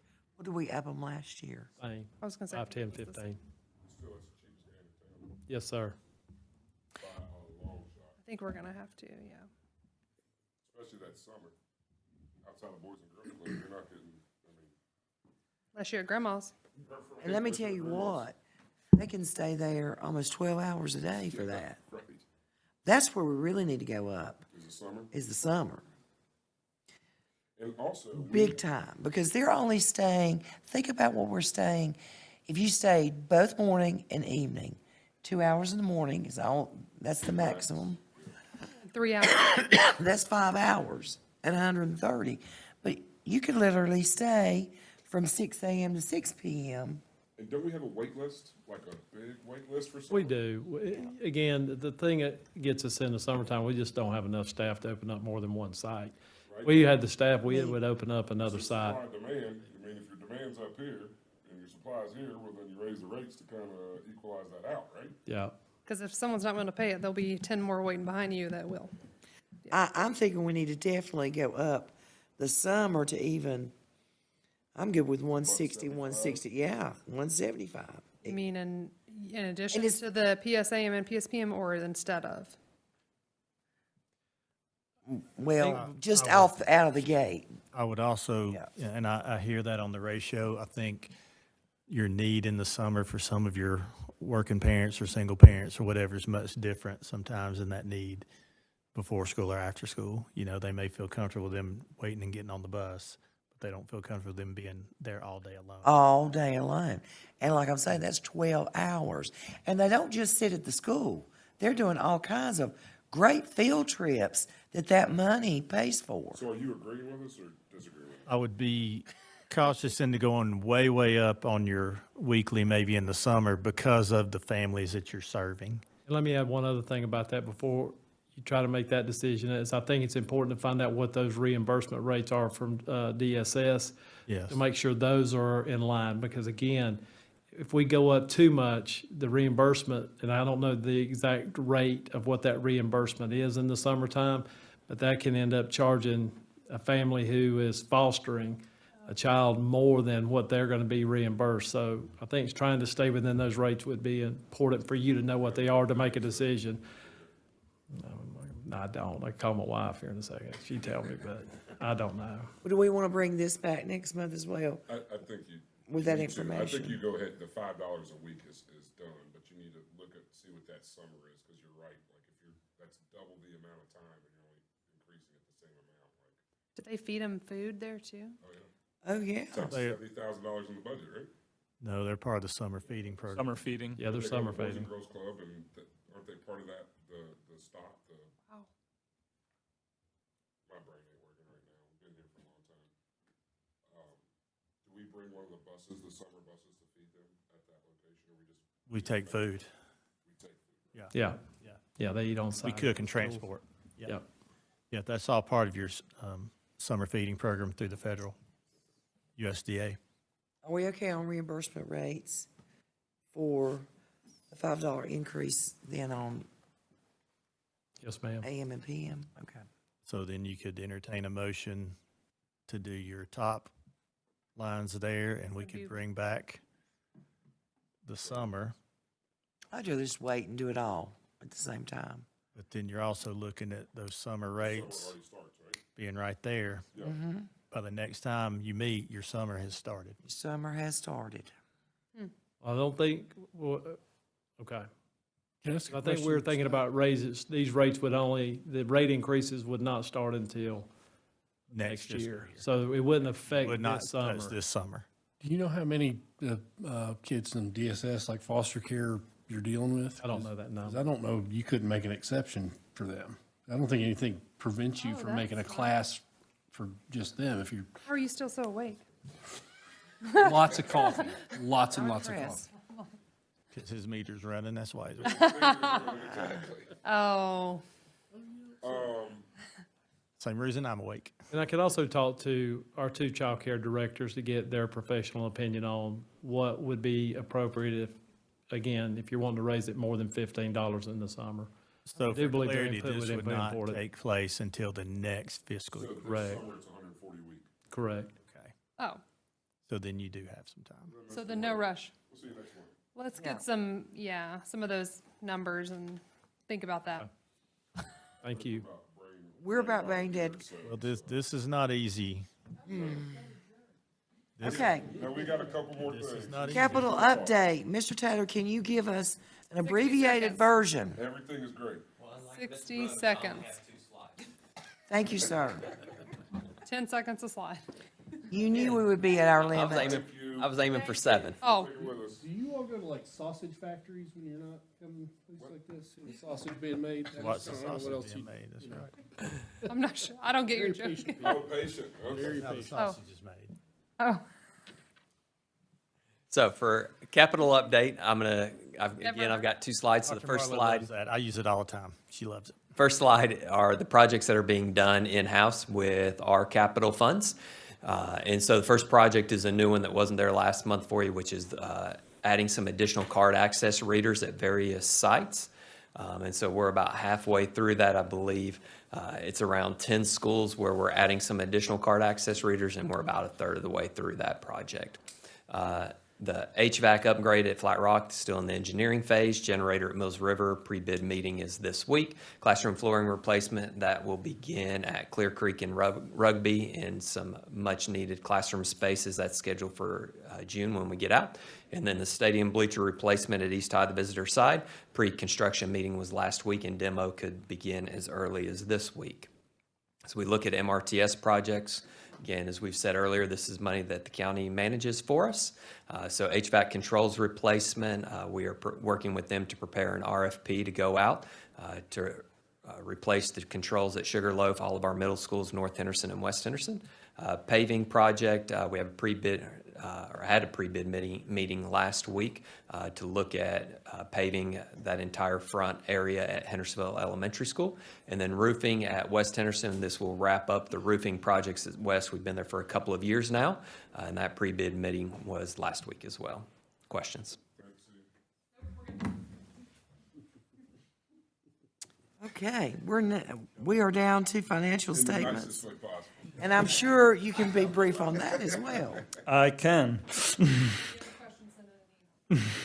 So current expense and other restricted funds through April 30th. Our revenues are done, basically, at $38,147,000.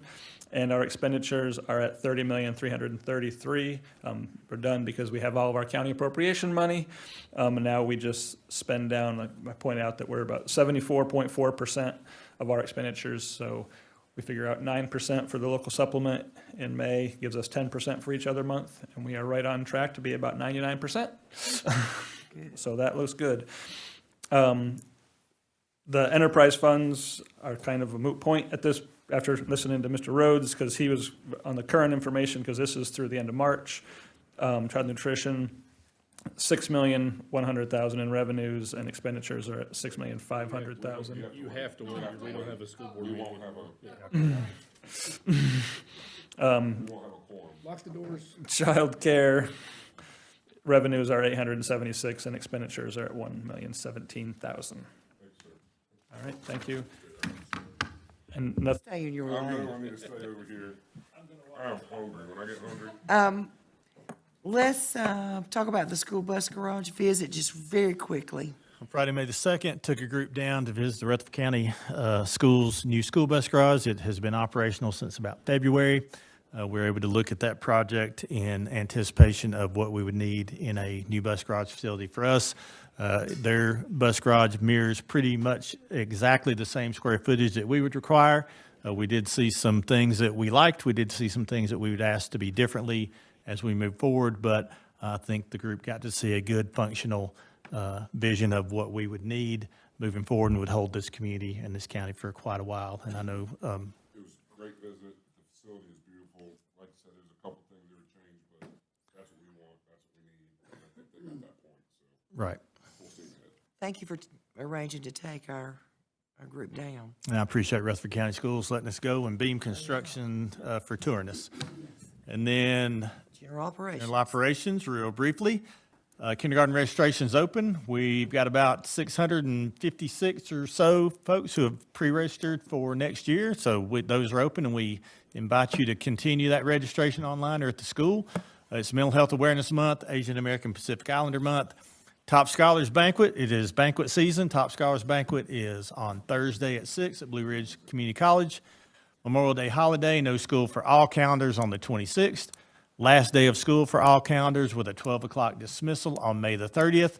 Our commencement exercises, Henderson County Early College at 5, Hendersonville High School at 6, North Henderson High School at 6, East Henderson High School at 7, Henderson County Career Academy at 7, and West Henderson High School at 7:30 on May the 30th on the last day.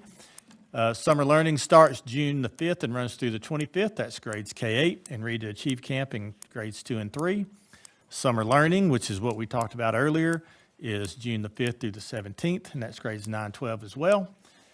June the 9th is your regular board meeting at 4 o'clock. Closed session will begin at 3, and you will have a special called meeting on June the 30th to finish out your end of the year business fiscal matters, and that will be at 9 o'clock with a closed session at 8:30. So we might have a little breakfast for you that day. Okay. I make a motion to adjourn. All those in favor? All right. Aye. Opposed? Okay, we are adjourned.